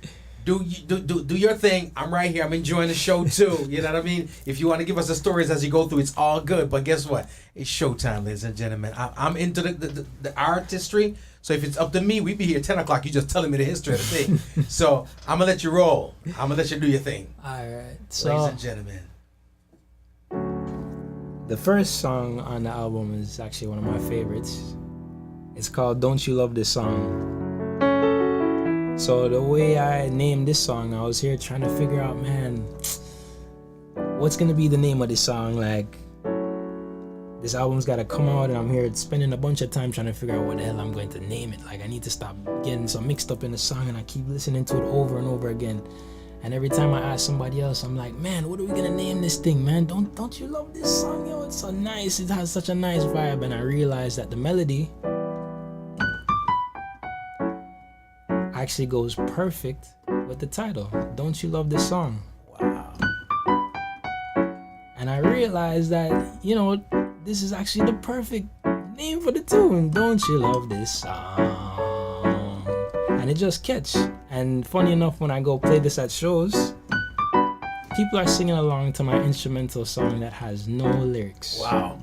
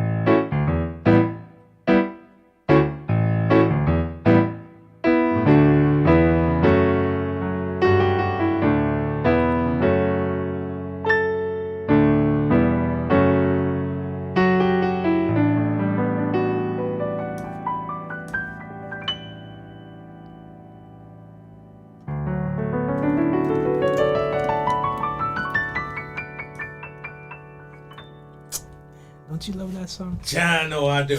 I do. Don't you love that song? And ladies and gentlemen, the album is called Fresh Produce.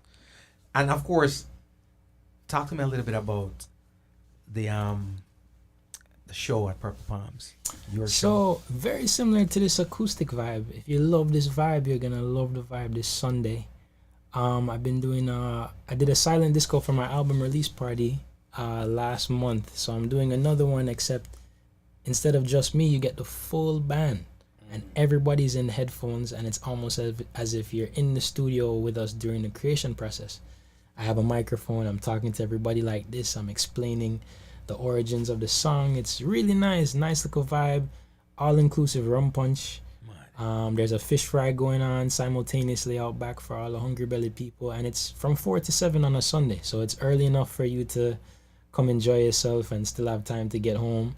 You have work the next day and stuff, but a nice little vibes. And you know, this is actually the preview to the event this Sunday. So anybody who's in town, South Florida, going all the way up to Coral Springs, wherever you're coming down from, I'm telling you, it's worth it. And it's free parking, which is something that you usually don't find in Wynwood. So Yeah. definitely come out and enjoy the vibes. Listen, and I hear the word silent disco, right? Which is again headphones. So you're not hearing, if you ain't got the headphones on, you're not hearing stuff except, like you said, the drums. Right. You'll only hear the drums if you take off the headphones. You can't hear me on the microphone. And I could be walking up and down in the place. You can be in the bathroom with your headphones, you'd still hear me. Right. You can be outside eating fish or doing your thing, and you still hear all the vibes going on with the musicians inside. But it's such a cool vibe, and doing it last month, and everybody's saying, look, man, you got to do this thing again. Wow. I don't know if it was because they were drunk off of the rum punch or if the music actually sounded good, but it was just a really nice vibe. So I'm excited to give it to the people again. So it's you and the full band. Me and it's a 4-piece band. Right. But vibes. Leslie Butler will probably pass through. Might have some other special guests. Kiara, who I just talked about, is probably gonna come through and do some songs. I never know who's gonna pop in, you know. Right. There's so much people in Miami or passing through Miami, you never know until the day of, you know. So I know. yeah. Sound like a vibe. I'm gonna have to roll through. I'm seldom in Miami, but I'm gonna have to roll through. We talk about fresh produce. One of my favorite fruits is, I think, that sweet sap. You know what I mean? And I know there's a tune on there named Sweet Sap. You got a little piece of the sweet sap, a little feel for the You gonna play Sweet Sap? Oh, me? No. I'm at the show, baby. I don't even remember Sweet Sap. You never remember Sweet Sap? Well, Sweet Sap have a bunch of horn lines. I think I'm actually playing the organ on Sweet Sap too. Let's see. Well, this is the best part about the acoustic part, and this is what people get on the day of the event, where it's just like, this album is something that we created in 2020, and even though it's out now, I'm having to rehearse my music from 2020 to learn back my music to play at the show. To give it to them. Yeah. Yeah. But Sweet Sap is a song that I actually skipped last time, but that's your favorite too. That's one of my favorite is Don't You Love This Song. Sweet Sap is my second. Let me see. Let me try and think of Sweet Sap now. I have to think of my own melody.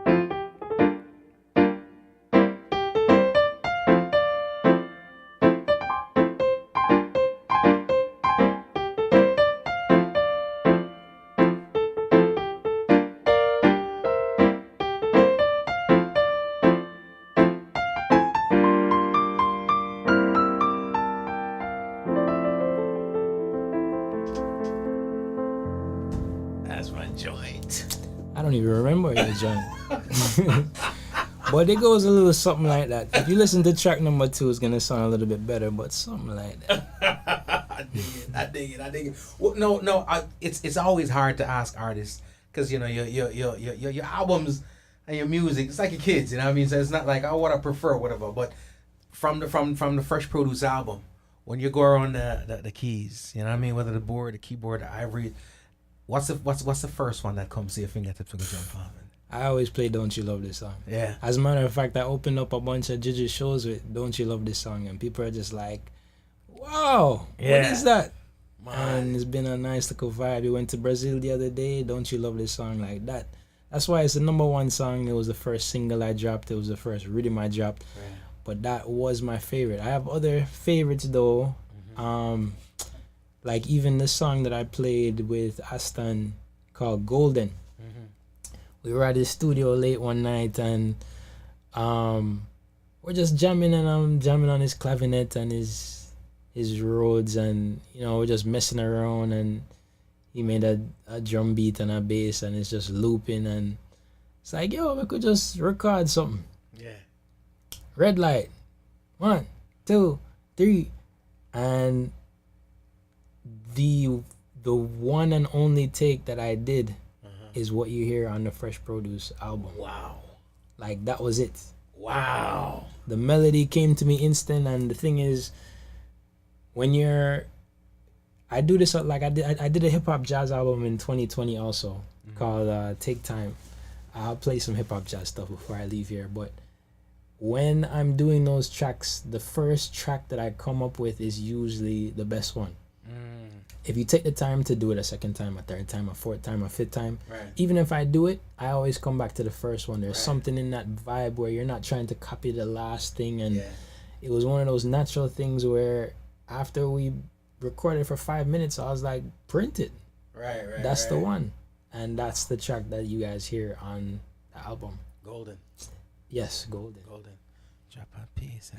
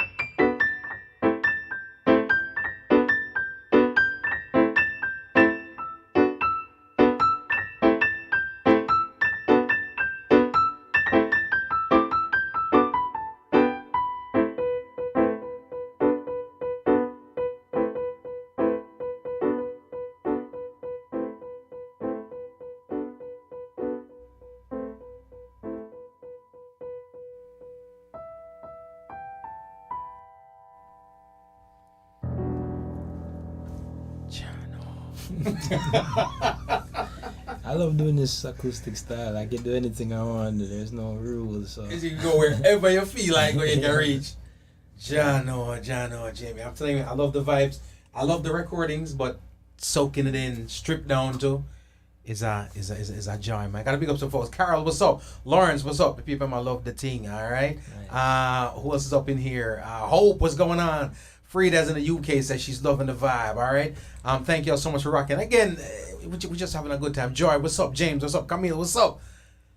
Get them what you want. The people in there, more fire, Jimmy. Well, I was talking about my hip hop jazz stuff. So okay, since I did my album release party last month, I was like, this time, sure, I'm doing the Fresh Produce event again. Of course, I'm gonna play my new album, but I didn't get a chance to push my hip hop jazz album. So my hip hop jazz album lives in a world that's completely outside of the reggae world. Right. It lives in that lo-fi, that little place, Robert Glasper, Terrace Martin, that kind of stuff, Kamasi Washington.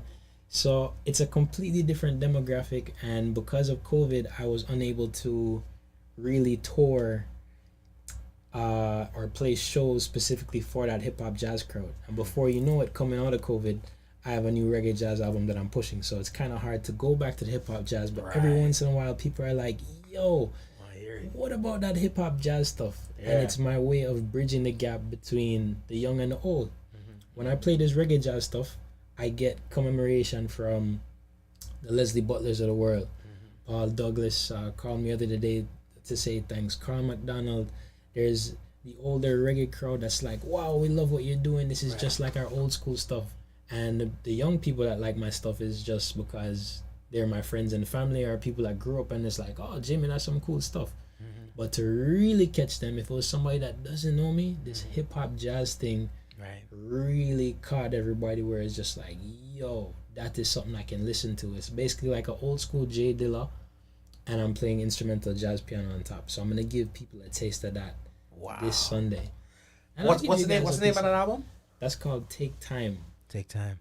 And that was during the George Floyd thing and all that stuff, and I was just like, everything was tense, everything was crazy, and it was my thing to say, yo, everybody needs to just slow down and take time. And it was another injection of some positive vibes where I'm just like, look, listen to this thing before you go. A lot of people suicidal. Man, so much happened during COVID, and music, I feel, is a very, very powerful thing. And I have that gift, like God gave me this gift, so I have the power to change somebody's mind. I have the power to control somebody's emotions, and you can use it for bad, you can use it for good. So when I had the opportunity to come out with that album, it was a nice little piece of something for people to say, like, oh, although I'm locked up in this house, at least I have some good music to listen to, you know? Right. Yeah. But I'm getting a lot of messages. People, I'm loving it. It's coming from left, right, and center. Yeah. You know what I'm saying? Miss Farmer says here, as Leslie always said, the beauty about playing like this is you forget the music, run the scales. Who said that? That's J5's mom. Yes. She would know best. She know the vibe. I actually just took my first piano lesson with Uncle Leslie the other day. The first piano lesson I've had in 15 years. Wow. Yeah. Wow. And he's been calling me like, oh, you still practicing that thing I showed you? I'm like, yeah. It's just like the old days, but. Bro, they're loving the vibe. And the thing about the music that you do too is, like you said, you know, even though there are some people who will gravitate a little bit more toward the hip hop jazz stuff, and they do have the people gravitate a little bit more toward the reggae stuff, people like polished music. I know I like polished music. So if the reggae polished enough, you can drop that mess on top 40 radio, depending on what, because the stuff you hear a Maxi Priest right about now, they be playing that on Wild World on anything, right? Because it's reggae, but it's polished enough. You know, people would say, well, it's poppy enough or it's crossover enough. Nah, I just say it's polished enough. And the sound that you add to this stuff is polished enough to where it transcends. So I'm confident the old heads are going to dig the hip-hop jazz stuff too. I'll give you a little piece of something I did back in, what was it? I think it was like 2016. Another Diamond in the Rough song. I don't know if people know this song, but one of my favorites, and I think the first hip-hop jazz I came out with, was this song. It's called Push. And I don't know if you're not going to be able to catch the the vibe, but at least you can look it up later and you'll see the context of what I'm talking about. But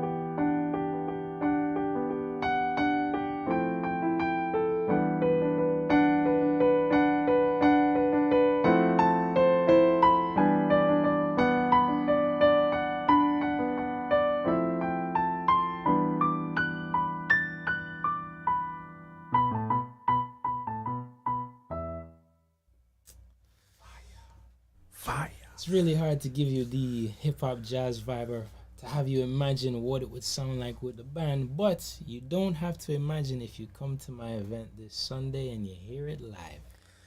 And as a matter of fact, somebody was just calling in a while ago. But of course, I'm trying to enjoy the vibe too, Tell so I them couldn't. to So call call right back. back. Call right back. Caller, if you're watching right now, you're still on. Be like, that brother, pick up a call and I put him on. I couldn't, man. I couldn't. I was soaking it in. You know what I mean? But definitely call back in real quick, so we can have you chop it up with Mr. Jaime Hinckson. Listen, you know, when it comes to live music, and this is, I guess, when they come out to the event, which I'm imploring most of the people here, all the people here, you know, who are in the local vicinity from, when I say local, I mean all the way from Palm Beach, Jono. We got vibes here, Jimmy. We got vibes. To Caller. accept, press 1. See to that? send a voicemail, Far in the press 2. Caller, can you hear us? Yeah. All right.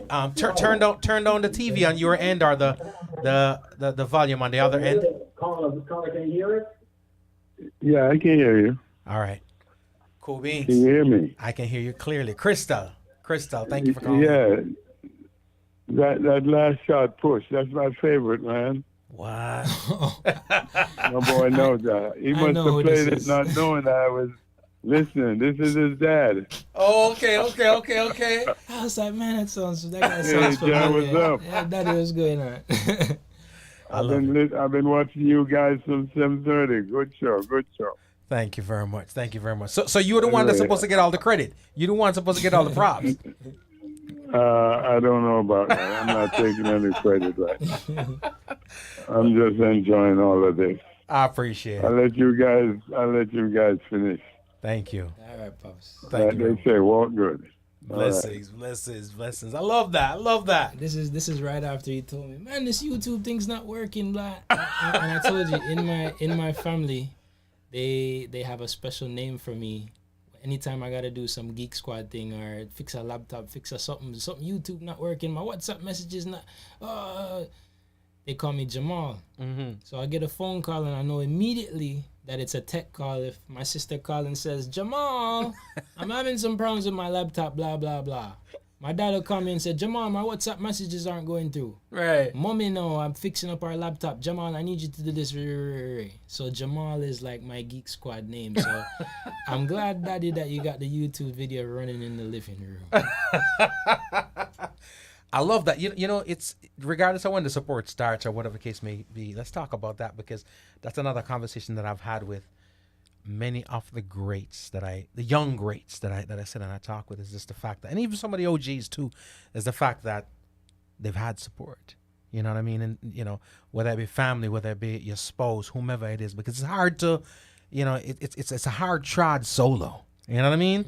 It's not music, especially when it comes to reggae and dancehall. It is not the most immediately rewarding, right? Or consistently rewarding. The gratification is not instant. The gratification is, you know, it takes a while a lot of times. But having that support, right, where you can just sometimes just be an artist. A lot of times we're not allowed to be, and I think that kind of hampers our greatness too. It's one thing when you're a musician, trying to be a musician, trying to do what you do, but you're also an electrician / carpenter / farmer. You know what I'm saying? Yeah. Talk to me a little bit about support, what that means to you. Support is very, very, very important. When I was recording my first album, this is before I decided to move to California. Daddy especially was supportive and, oh, you want to record an album? Oh, great. I didn't know what it would cost as far as budgets and creating CDs, and I'm slowly finding out when I'm in the middle of the process, like, oh crap, you know, I don't know if I can do this on a college budget and stuff. So I started a Kickstarter, and that's where the support started, where everybody's like, yeah, you're doing something, you need money to do it, it looks like something good, we'll pitch in. And everybody gave their look at $10, $20, and bam, I was able to create my first album. Without it, I don't know how I'd be able to do it. I have Daddy out there distributing all my stuff for me. He's there blasting even this radio interview. Every time I have something, I know I just send it to him and it's gonna go out to 200 people because he's a WhatsApp tete. So when anything I send him on WhatsApp about me, it's going out to the world. Like, I know that's one person where, you know, everybody's informed. If you didn't hear about it, it's because you don't have Daddy's number. That's why you shouldn't blame me. So the support system is very important. As you can see, he listens to every interview, all these things. But, you know, even my events, it's family and friends that are consistently there and encouraging me to do this stuff over and over again. And every time I come out with a new pitch, a new T-shirt, a new album, you know, you think the family's gonna be like, oh gosh, another one of Jamie's things again. All right, I'll buy you a shirt. And you know, I even have a cousin Pat up in Virginia. Anytime I come out with shirts or something, she has a huge family, so she's buying 6-7 shirts one time, and it doesn't matter if it's the band that I had in California. I have a band named Tendaji, and you know, right before I moved to to Miami, Tendaji was my thing. Everything was about Tendaji. I'm selling Tendaji shirts. We're doing Tendaji shows. The whole nine. I got everybody in these shirts. And then I moved to California, and now I'm the band member missing from Tendaji in California. So kind of, you know, fell apart. And now I'm just like, okay, hip-hop jazz album. All right, everybody buy into these new Take Time shirts. And then it's like, all right, fresh produce. And I'm getting ready to spam everybody on Monday about my store. It's already up, but you know, I plan on sending out an official email to say, hey, give me some more of your money. I have Miss Mac shirts, I have fresh produce shirts, but consistently every time I send it out and I spam people, and I'm just like, oh, I don't know if people are gonna respond to this or be like, you know, block my phone number, like, oh, Jamie's always promoting something. Instead, I get back responses like, oh, great, I'm coming, or bam, people will buy. Like my last album release party, there's people that bought tickets that don't even live here, just to support, just to be like, yo, I wish I could come, I can't come, but here's some support. So it's very important. It goes a long way, and I definitely appreciate it. I see it. People from all over the world, wherever the support comes from, the little messages that I get of encouragement, those little things boost me to keep going, to keep recording. Right. And sometimes you need that recognition, you need that reminder to give you that motivation to keep pushing, because a lot more times than you'd like, it's the opposite, where it's like, this not work out, this not make no money, this not work, and nobody came to this event, and nobody's buying this shirt, and you should just give it up, and I wonder if Ford might still hire me. And it's those little things that are just like, no, we're here. And for those 1, 2, 3 handful of people, I would do it forever and ever just for them, because of how much they're into it and how much my music means to them. So wow, I dig that. And that word support, I hope it grows for you, for the industry, for everybody that's putting forth good stuff, just like how we can line up for the BS, sometimes we can line up for the good stuff too. And this is music. What I love about this vibe is this. My pops is 70-something years old, right? If he's up to it, I could take him.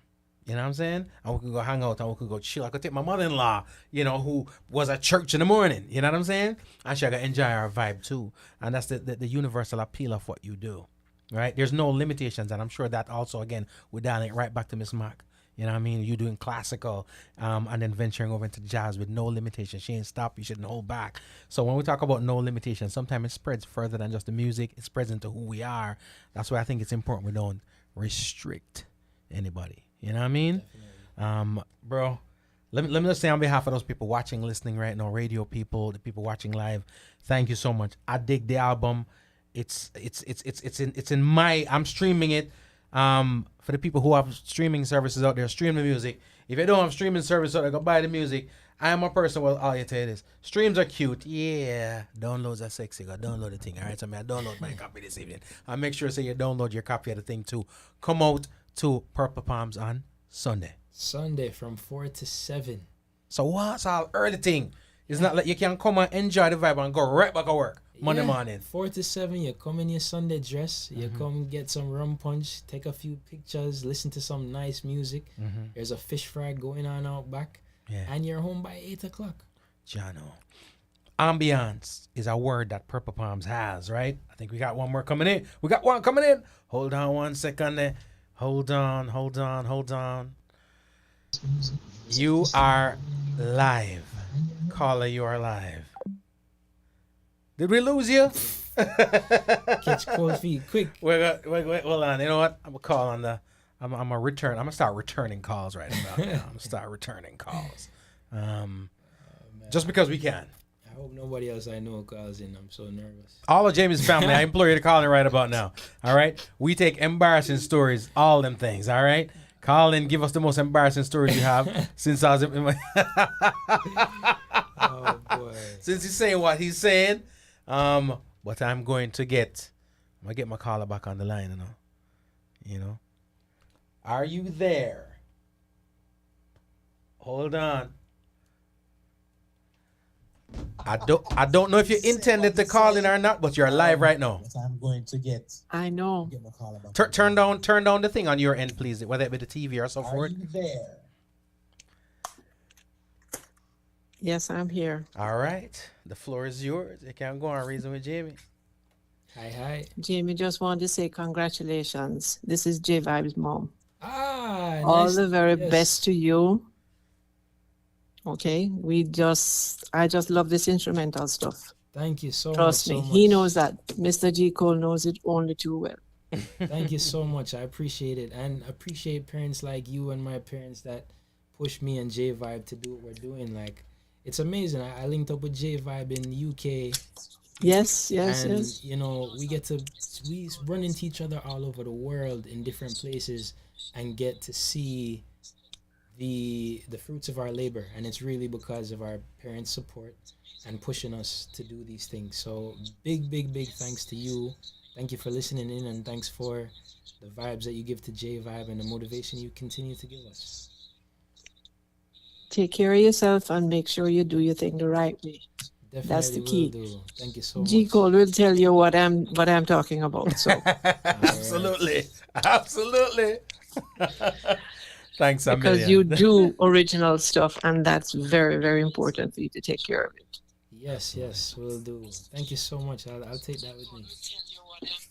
Thanks a million. Appreciate ya. All right, take care. All right. Thanks. Okay, bye. Bye bye. Ladies and gentlemen, trust me, sometime I'll be on the phone talking to Miss Farmer.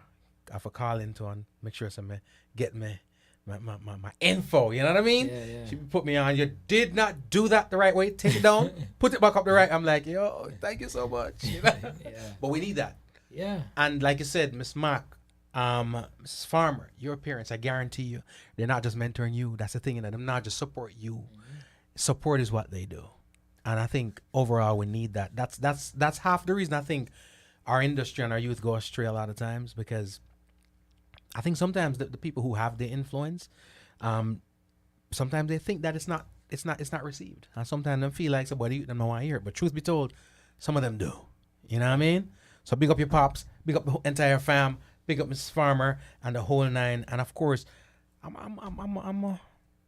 coming down to Purple Palms on Sunday. Come hang out. Yeah, You said it's from what? From 4? 4 to 7. 4 to 7. Yeah. What time is showtime? Realistically around 5 or 5:30. But you know, when people start drag them feet and come late, it's a Jamaican event. You know, last time we started at about 5:30, but the music doesn't stop. So once I start, if you missed it, man, you missed it. Right. It's a nice little vibe, so but yeah, we're running it till 7. You know, more than likely we're going past 7, but the music will be done by probably around that time. But you know, anything can happen. And the ambiance, I can say the ambiance down there is dope. You can't beat it. Yeah, it just feels dope. This will be my 5th event or so. Like during COVID when everything was locked up, I don't want to get Steven in trouble, but I was the first event down at Purple Palms. We were throwing events when we weren't supposed to. But I had my hip hop jazz album that I just released, and I did a couple events there, past the whole curfew thing and whatever. But because we were locked up inside Purple Palms, people couldn't hear what was going on. So it was this exclusive vibe. Like if you knew what was going on, you knew what was going on. Sound like some you know, Steven I'm stuff. doing official events where we don't have to hide or nothing. But you know. Sound like some Steven stuff. I'm just saying. That's my guy, though. That's my guy. Jimmy, drop your social media. Drop your social media for the masses. Social media, J.A. Hinckson. My initials are Ja. No affiliation to the Rasta group, but Daddy did that to me. My Instagram is J.A. My last name, Hinckson, Hinckson. If you go to facebook.com/J.A. Hinckson, if you go to Instagram at J.A. Hinckson, if you go to my website, it's JaimeHinckson.com, JaimeHinckson.com. My store is live now. You can catch these nice Miss Mac music shirts. You have Fresh Produce shirts. I have Fresh Produce USB albums. I forgot to bring you one. So when you come on Sunday, I'm going to give you one for sure. Appreciate it, sir. But yes, you can Google me. I'm on YouTube as well, J.A. Hinckson. Everything is J.A. Hinckson. You can find me. I'm not hiding. I'm on Spotify, Apple Music, Deezer, Tidal, everywhere. If you can't find me, ask somebody. They'll find me and tell you about me somewhere. And the thing that I will also implore the massive is this. We are a procrastinating culture, right? So we're going to say, all right, you don't know. I'll catch him next time. Jamie tours with Juju and Julian Marley, all right? We are tours with Julian Marley. And, of course, does his own thing. And you never know. Might be out there with Drake. You don't ever know. Yeah. So if you don't come see the show now, then I don't know. You might the next time when you have plans.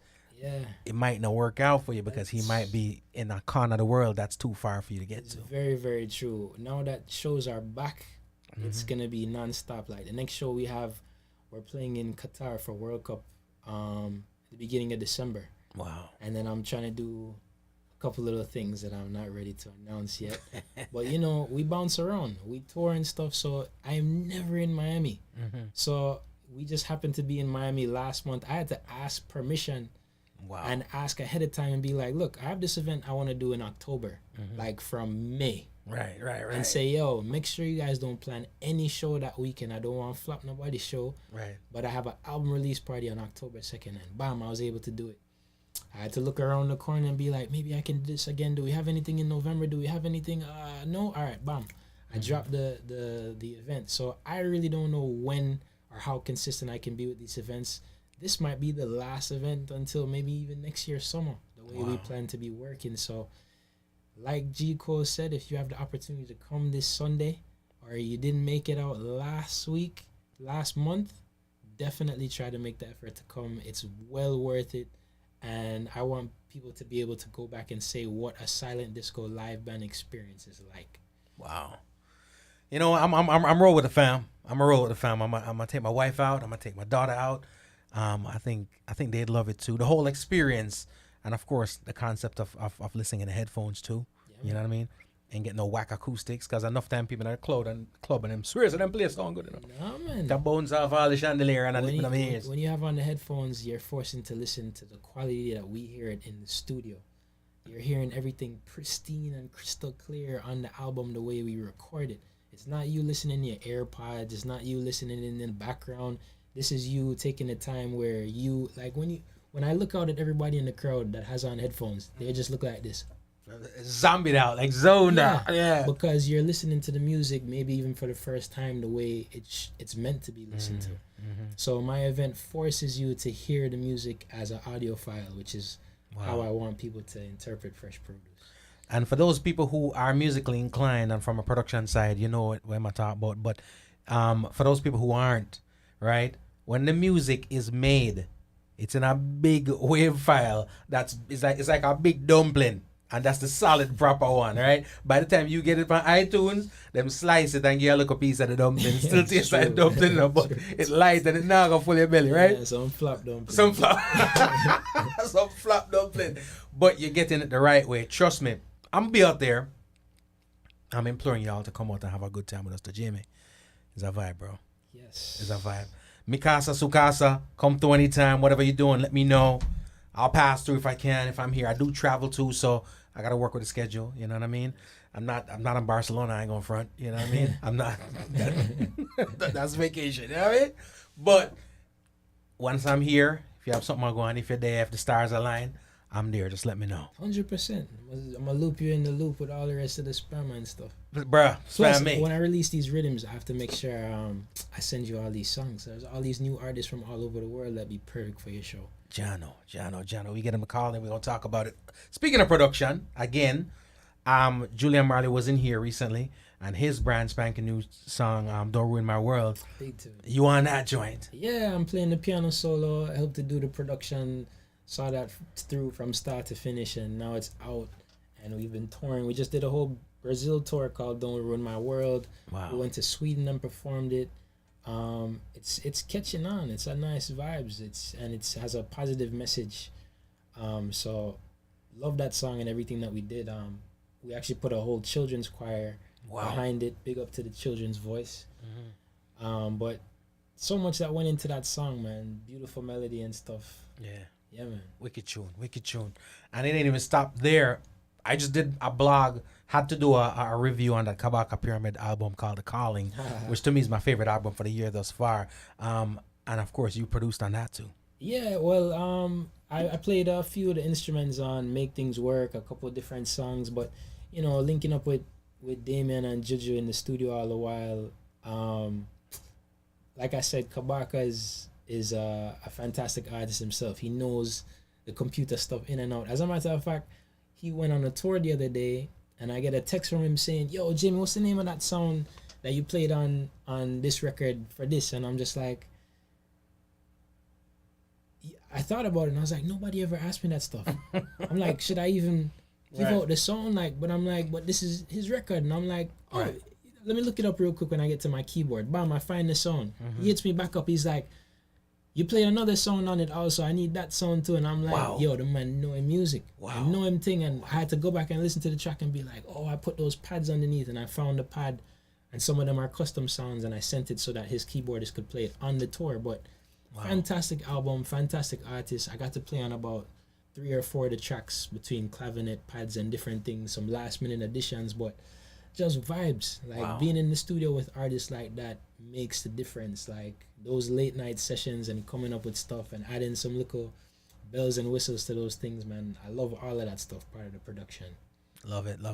And I'll give the artist commendation here that it means so much to him to give the music to the people the right way. Yeah. That he reached out to you for that. Because some other people say, you just play a song. That's you have some. Keep the phrase artists, right, but you're not missing a song. You have some artists that switch them band like people switch underwear. Jano. They just go there to collect. So it's like, look, whoever's willing to come for this number, come on the road with me. You have other artists like Julian that's like trying to stick with the same band consistently to have a consistent sound. Right. You swap out pieces until you find the perfect thing, and that's what you take on the road because you want to present yourself as best as possible. So I appreciate a person like Kabaka reaching out saying, yo, what is that exact sound you played on my record? I don't even want to sample the sound from the record and put it on a keyboard. Tell me the name of the song because I have the keyboard here. I'm going to try and play it back live. Wow. I appreciate people that go that extra mile, people that rehearse extra to do a one show. And that's the difference between working with a Julian Marley or another artist that just, anything. Awesome. You don't have a set list, you don't have nothing, you don't have no plans. It's just, we're just going to do a thing for 30 minutes and it's just like, okay, wow. Right. So, yeah. I dig that. Ladies and gentlemen, again, thank you all so much for rocking out, man. It's Jaime Hinckson. And again, check out the man on YouTube. Check him out everywhere. The brand spanking new album is called Fresh Produce. Right? And of course, the hip-hop jazz album is called Take Time. So take time to go listen to that, right? Take time to go listen to that album. And then, of course, when you're done, get yourself some fresh produce too. You know what I mean? It's nutritious. I saw the thing set up. We got to get up out of here. All the people listening on radio right now, thank you so much. Those people watching live, thank you so much. I appreciate y'all big time. Again, Homegrown with G. Cole. Subscribe, Facebook, Twitter, Instagram, at my G. Cole. If you're on YouTube, once you get off of here, go over and just put in Homegrown with G. Cole. Subscribe to the channel. You can see a whole bunch of other conversation there. And of course, if you're a podcast listener like me, it's available on iTunes, Spotify, TuneIn, Stitcher, Google Play, wherever, iHeartRadio, radio.com, wherever. This conversation will be up in a couple of days on there too. So if you're a traveler like myself and you're on a plane and you want something to listen to, you'll be able to go back and listen to Jamie do his thing. Matter of fact, you want to get him another look? Thing before you go? Yeah, why not? I dig it. Let's see, what else can I play? Man, I'm stumped. There's one song that, for all the old school Jamaican people listening, they always love me. Every time I do Jazz and Blues Festival, it doesn't matter how big I get or where I go, who I'm with, they bring me right back down to humble square one. And you know what they want to hear? What's that? A little bit of calypso. Ooh, Jamaican people love that calypso, Man, I could be anywhere playing something with a huge band and somebody will come up to me and say, yeah, but play Linstead Market for me. So this is for those people that listening because I know they're there.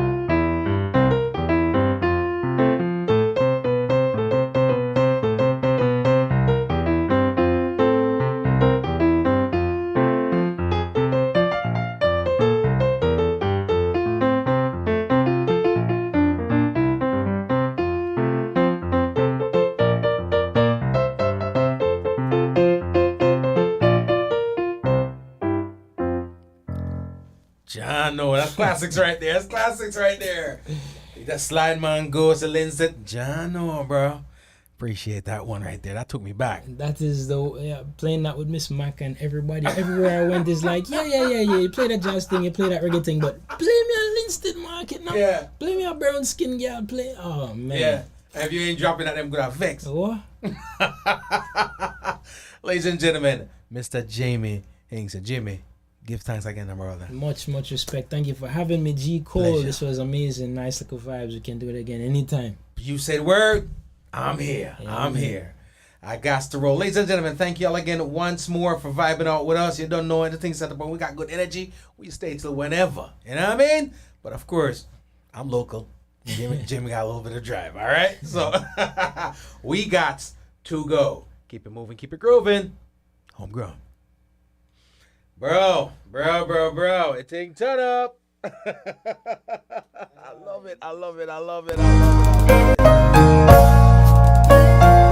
it.